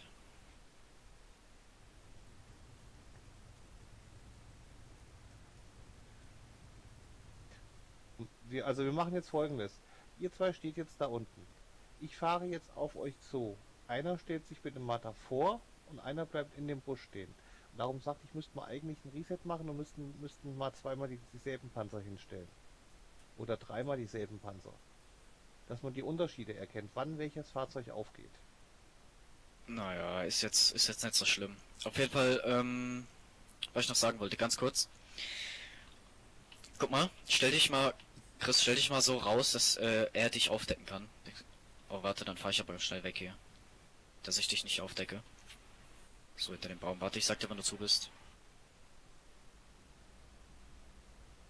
So, Reaper, kannst du mal kurz schießen, aber nur in die Luft, nicht auf ihn. Ist er jetzt offen? Hat geschossen, ist aufgegangen, ja. Okay, perfekt. So, Reaper, du hast gesehen, wenn du durch einen durchsichtigen Busch schießt, gehst du auf. So, und jetzt fahr mal so hinter den Busch, dass er undurchsichtig ist, also dass du nicht mehr durchgucken kannst. Pascal, du kannst ruhig vorkommen. Also fahr immer weiter weg vom Busch. So, sag mir, wann er nicht mehr durchsichtig ist. Genau, und wenn du durch einen Busch schießt, der nicht durchsichtig ist, und dann schießt, gehst du nicht mehr auf. Warte, ich deck mal kurz ihn auf für dich.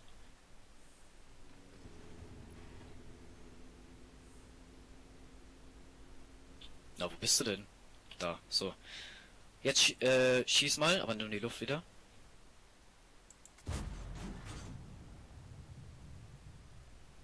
Nein, ist nicht aufgegangen. Siehst du, das ist halt auch wichtig zu wissen. Okay. Schön, schön. So, und jetzt machst du Folgendes. Wenn du jetzt ein Ziel hast, du stellst dich in den Busch und dann kann er ruhig durchsichtig sein. Bevor du schießt, fährst du aber so weit zurück, weil du hast ja das Ziel, siehst du ja. Du fährst dann so weit zurück, dass die Büsche wieder undurchsichtig sind und schießt dann erst. Okay. Ach, und die Büsche sind auch nur durchsichtig im Zielfernrohrmodus. Also nicht von außen gucken und denken, der Busch wäre undurchsichtig. Ja, ja. Ist okay, ist klar. So, wir machen jetzt mal Folgendes. Ihr fahrt jetzt einfach mal hier in meine Richtung. Ich stehe hier oben im Busch und ich beschieße euch mal. Und dann sagt ihr mir, nach welchem Schuss ihr aufgegangen seid.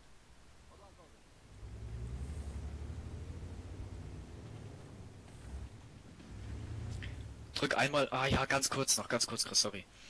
Du weißt ja, beim Fahren trifft man ganz schlecht, ist ja logisch, weil der Panzer dann ungenauer ist.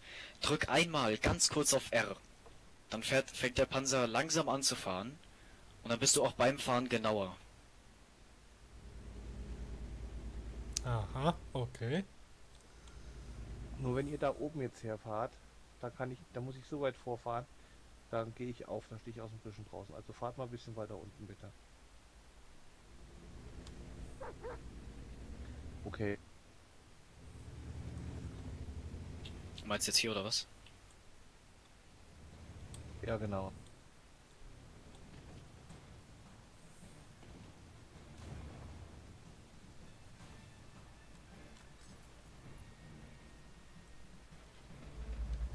So, jetzt bin ich wieder vorgefahren, weil ich euch nicht mehr sehe.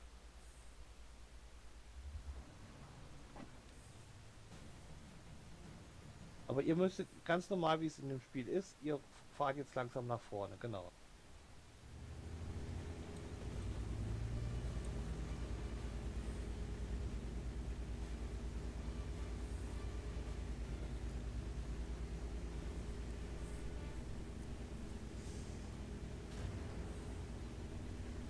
Danke, das war mein Munilager.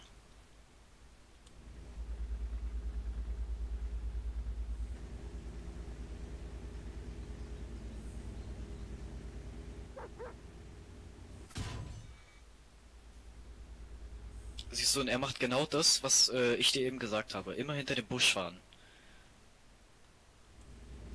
Jo. So, ich sehe euch. Genau, nicht. was du gerade eben machst, das war perfekt. Mach das nochmal. Lenk mal so nach links. Hör mal auf zu fahren. Bleib mal so nach links. Aufhören zu fahren. So, genau. Wenn du dich nämlich so hinstellst, das funktioniert relativ gut sogar in einem T485 manchmal, das ist Anwinkeln. Nämlich umso größer der Winkel zu deinem Gegner ist, umso schwerer wird es für ihn, bei dir durchzukommen. Das ist sehr wichtig, wenn du Panzer fährst, mit denen, naja, sagen wir beispielsweise, hast du irgendwelche schweren Panzer? Ja, bei den Deutschen habe ich ein oder zwei schwere Panzer, ja. Welche denn? Boah, da komme ich jetzt nicht drauf. Irgendwas mit DTW oder so, keine Ahnung. Durchbruchwagen 2. Ja, Genau, den DW2, ja. Das könnten wir eigentlich ausprobieren mit dem, oder? Wenn wir jetzt alle Vierer nehmen. Nämlich das Anwinkeln. Fahrt ihr mal weiter? Ich mache jetzt den Fehler und schieße durch den Busch, wenn ich noch durchgucken kann.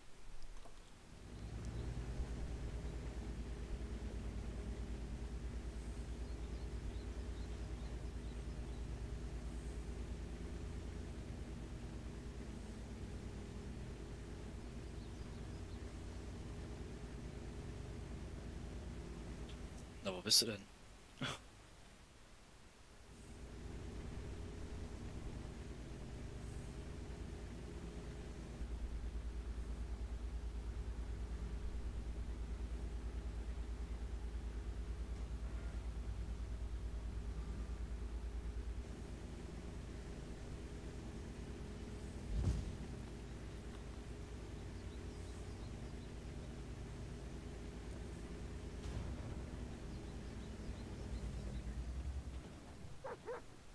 Warte szybciej!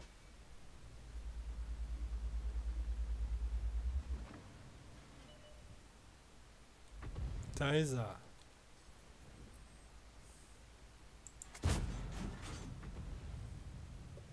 Jetzt habe ich den Fehler gemacht. Ich bin nicht mehr zurückgefahren und gehe auf. Jetzt fahre ich nochmal für 2 Meter zurück.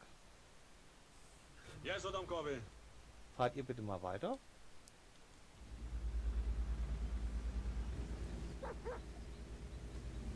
Naszą gąsienicę rozwalił dokumentnie.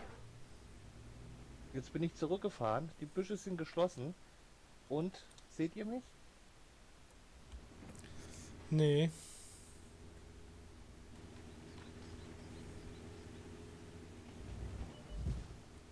Jetzt aber. Ich habe geschossen. Ja, genau. Jetzt seht ihr mich wieder. Weil ich nicht hinter dem weil ich jetzt nicht den Schutz der Büsche nehme.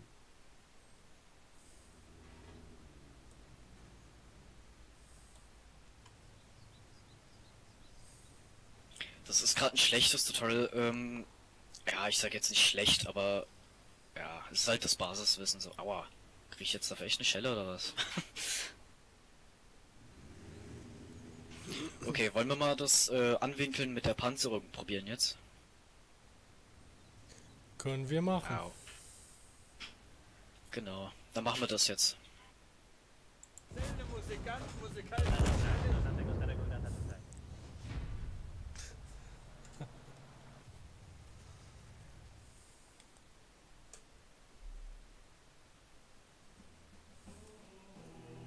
So,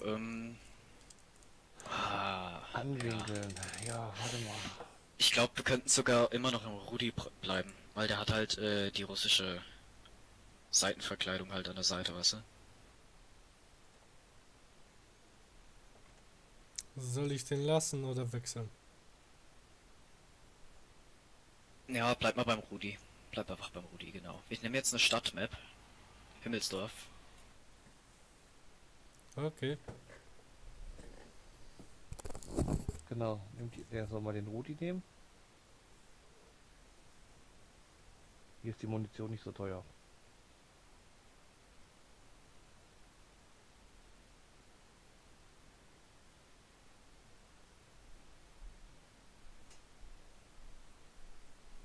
Genau, warte, dann machen wir das gerade mal so. Weil wir halt die größeren Kaliber haben. Nur um's halt ihm zu zeigen jetzt gerade mal. Obwohl, warte, wie heißt er?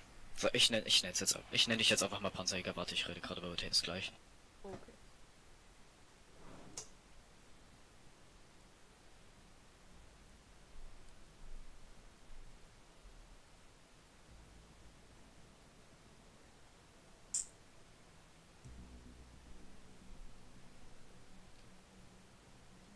Ich bin da. Ah ja, genau, den habe ich ja auch.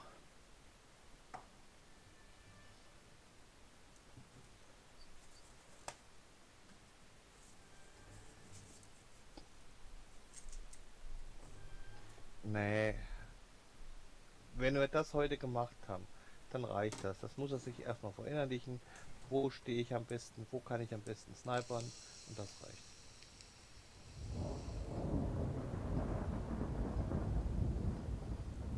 Genau.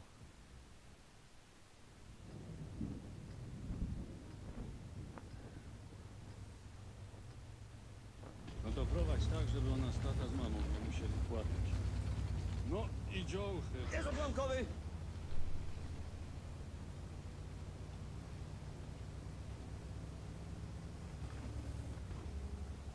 Ach, du bist das. Nein, ich dachte, der Pascal wäre das. Da habe ich gar nicht drauf geachtet, weil der gerade ja Pascal bei mir war. Wo wollen wir hinfahren? Vorne an die Ecke.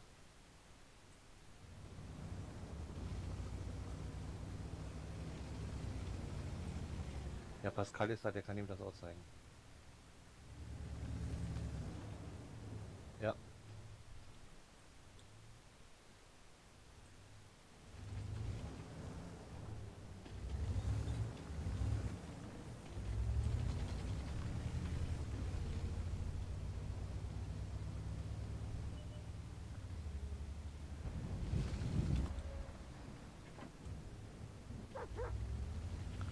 Genau, so.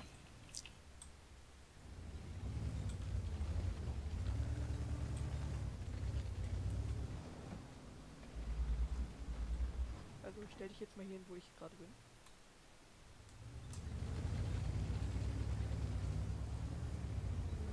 Und versuch dich mal so leicht schräg hinzustellen.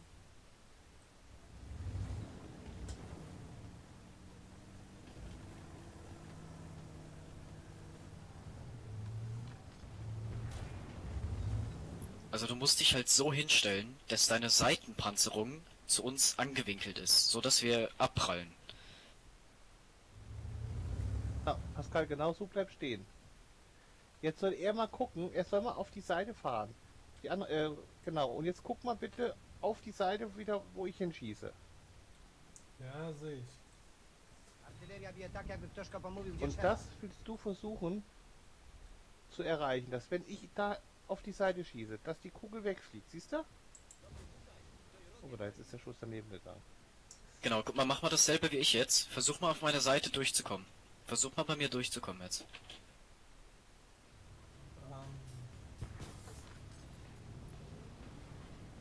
Weź pogrzeba tu miłość. Genau, und das sollst du erreichen. Guck, du sollst dich so hinstellen, dass deine Seitenpanzerung zu uns angewinkelt ist. Guck mal, so dass wir so nur auf dich treffen können. So. Dass der Schuss Pascal, so du kannst ruhig abprallt. auch mal schießen. Guck mal, ich Aber schieb auch dich auf gerade die mal so Flanke. hin. Ich zeig's dir am besten, indem ich dich gerade mal hinschiebe, ja?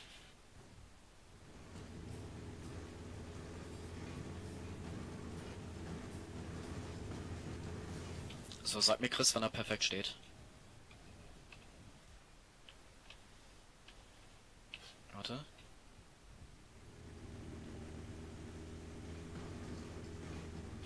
So, guck mal, ob du an seiner Seite durchkommst. Ja, nicht an mir. Chris, das bin ich.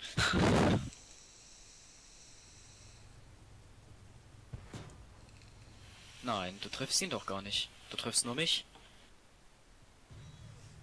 Genau, jetzt. Guck, Reaper, genau. Ja, hör mal auf, es nicht Krach zu machen. Genau so musst du stehen bleiben. Siehst du? Wenn du deine Panzerung zu dem Feind so anwinkelst, ist die Wahrscheinlichkeit höher, dass die Kugeln an deiner Panzerung abprallen. Okay, ja, sehe ich. Aber er hat oben den Coppola und wenn er so steht, schießt jeder oben durch.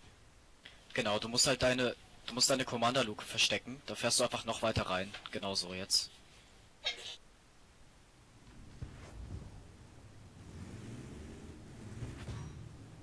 Jo.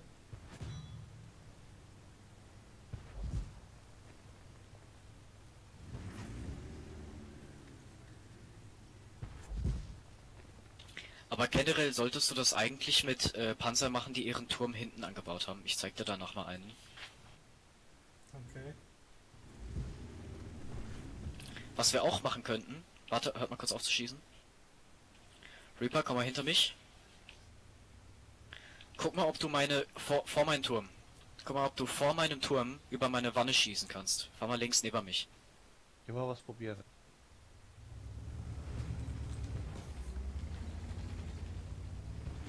Wenn du jetzt links neben mir stehst, und du kannst doch über meine Wanne gucken, oder? Also du bist doch hoch genug, ne? Ja. Genau, und ich habe halt die bessere Panzerung, und so könnte ich dir im Zug halt helfen, dass du nicht abgeschossen wirst, beziehungsweise sie bei dir nicht durchkommen. Okay.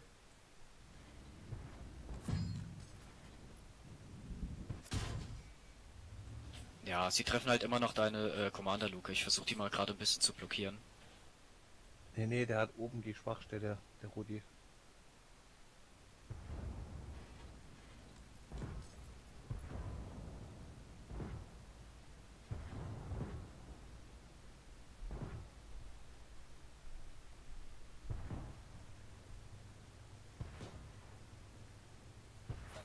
Guck mal, ob du die abschießen kannst.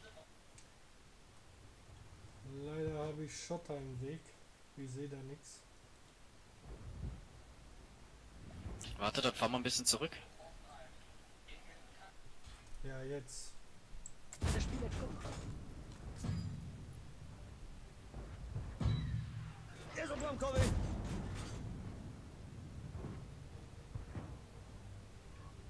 Odłamkowy. Prezent od pułkownika. So läuft's doch, ne? Ja, läuft supi.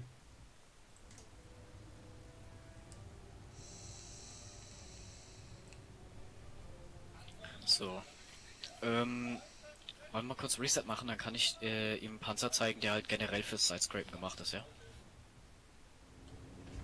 Ah, okay. Okay. Wenn ich dich jetzt kille, ist nicht böse gemeint, ne? Jojo. No i czego leżysz jak glista na mrozie?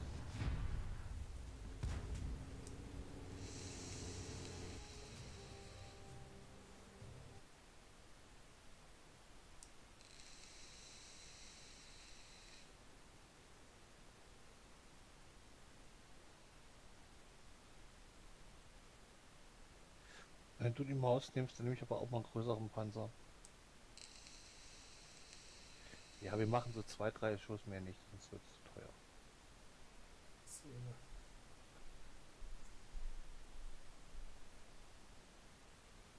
So. Ja, liebe Zuschauer, wenn es euch bis jetzt gefällt, zusätzlich mit dem Tutorial heute, lasst mir mal einen Daumen hoch da, Feedback in den Kommentaren und über ein Abo würde ich mich auch freuen. Viel Spaß noch beim weiterzuschauen. Okay, wir fahren an dieselbe Seite. Du guckst jetzt einfach mal, wie ich das mache, ja? Okidok. Ich Muss es halt, ich lade auch extra kein Gold. wir müssen halt, du musst das halt generell einprägen, weißt du? Ja, Also das mit den Büschen, mit dem Aufdecksystem, mit dem Sidescrapen, also das, was wir gerade machen, nennt sich Sidescrapen. alles klar. Jakby się no jeden roz spóźnił, to 101 pocisk będziesz już ladował u świętego Pietra.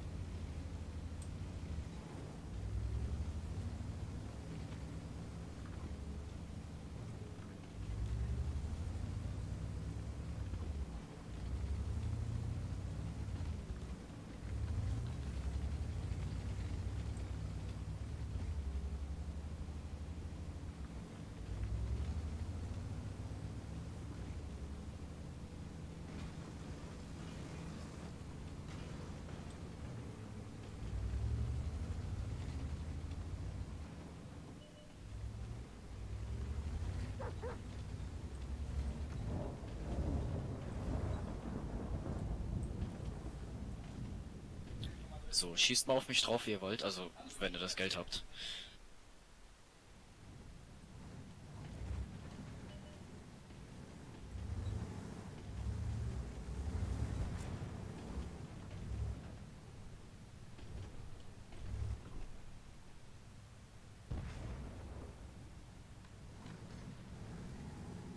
So, jetzt winkle ich den Turm so an, dass sie nicht mehr durchkommen.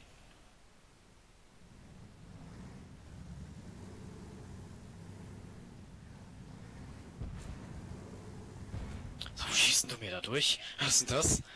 Wie viel Pen hat denn dein Heat?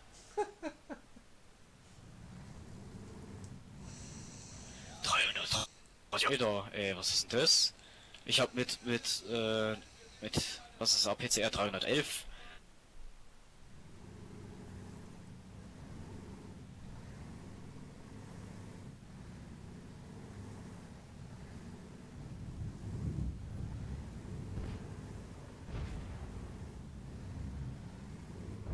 Ja, komisch. Wenn ich meinen Turm so wenig anwinkle, schießt er mir durchs Gun-Mantlet und wenn ich zu viel anwinkle, schießt Chris wieder meinen Turmring kaputt. Das gibt's doch nicht. Warte mal, ich komme mal zu dir. Aber eigentlich sollte ich auch so stehen bleiben. Naja, Heat macht alles möglich.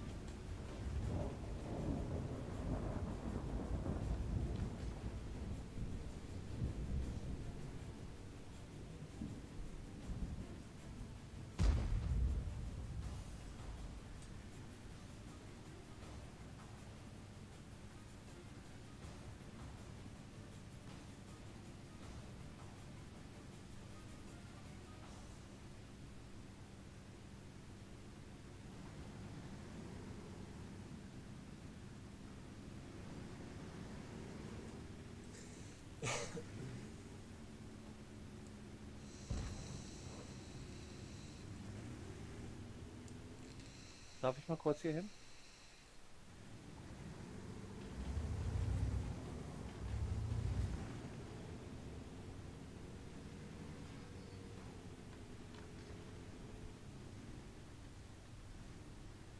Ja gut, das dürfte für dich jetzt auch kein Problem sein, bei dem durchzukommen.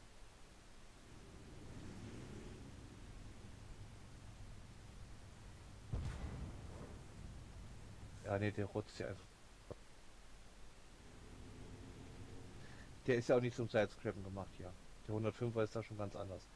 Weil der ist halt ein viel zu kleinen Tor.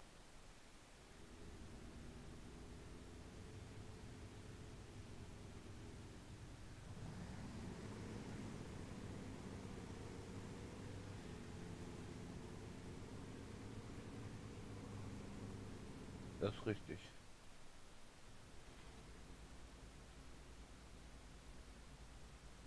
Ich denke, er soll sich das erstmal ein bisschen üben und verinnerlichen und morgen vorm Stream geht er nochmal rein, macht nochmal ein, zwei Übungsgefechte, übt das nochmal und dann sehen wir uns morgen Abend wieder. Ja, sicher, mache ich. Danke für die Tutorial.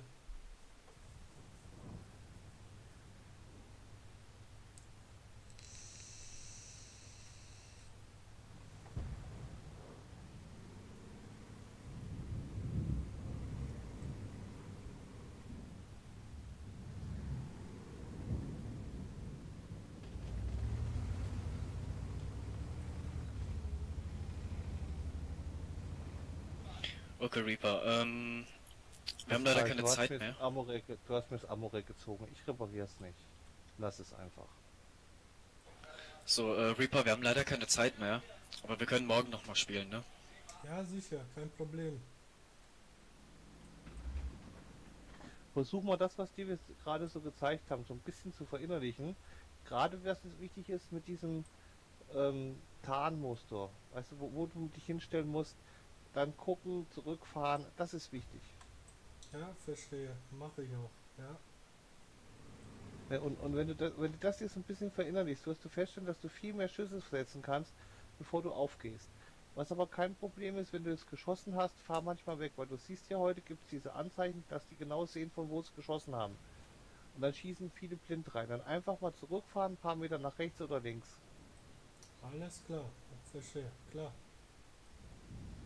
Okay, alles klar. Danke euch. Kein Problem. So, das war's heute mit dem Livestream. Ich hoffe, es hat euch Spaß Soll ich gemacht. jetzt Reset machen? Ach, weißt du, mach doch, was du willst.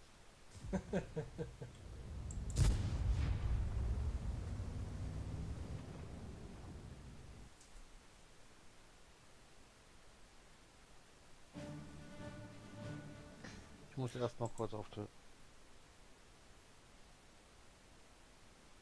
Ja, wir machen den Raum jetzt oder so zu, Chris. Ich habe keine Zeit mehr. Jo, dann wünsche ich euch noch einen schönen Abend. Jo, wieder auch, ne? Ja, Viel Glück noch weiterhin. ja, danke. Bis demnächst. Jo. So, liebe Zuschauer. Ich weiß, ich muss Code drücken.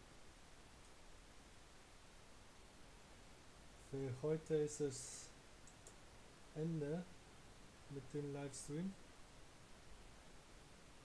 von World of Tanks. Wir sehen uns dann wieder morgen zu einem neuen Marathontag. Ich bedanke mich fürs Zuschauen und wenn es euch gefallen hat, lasst mir mal einen Daumen hoch da, Feedback in den Kommentaren und über ein Abo würde ich mich auch freuen. Also, haut rein, Tanker!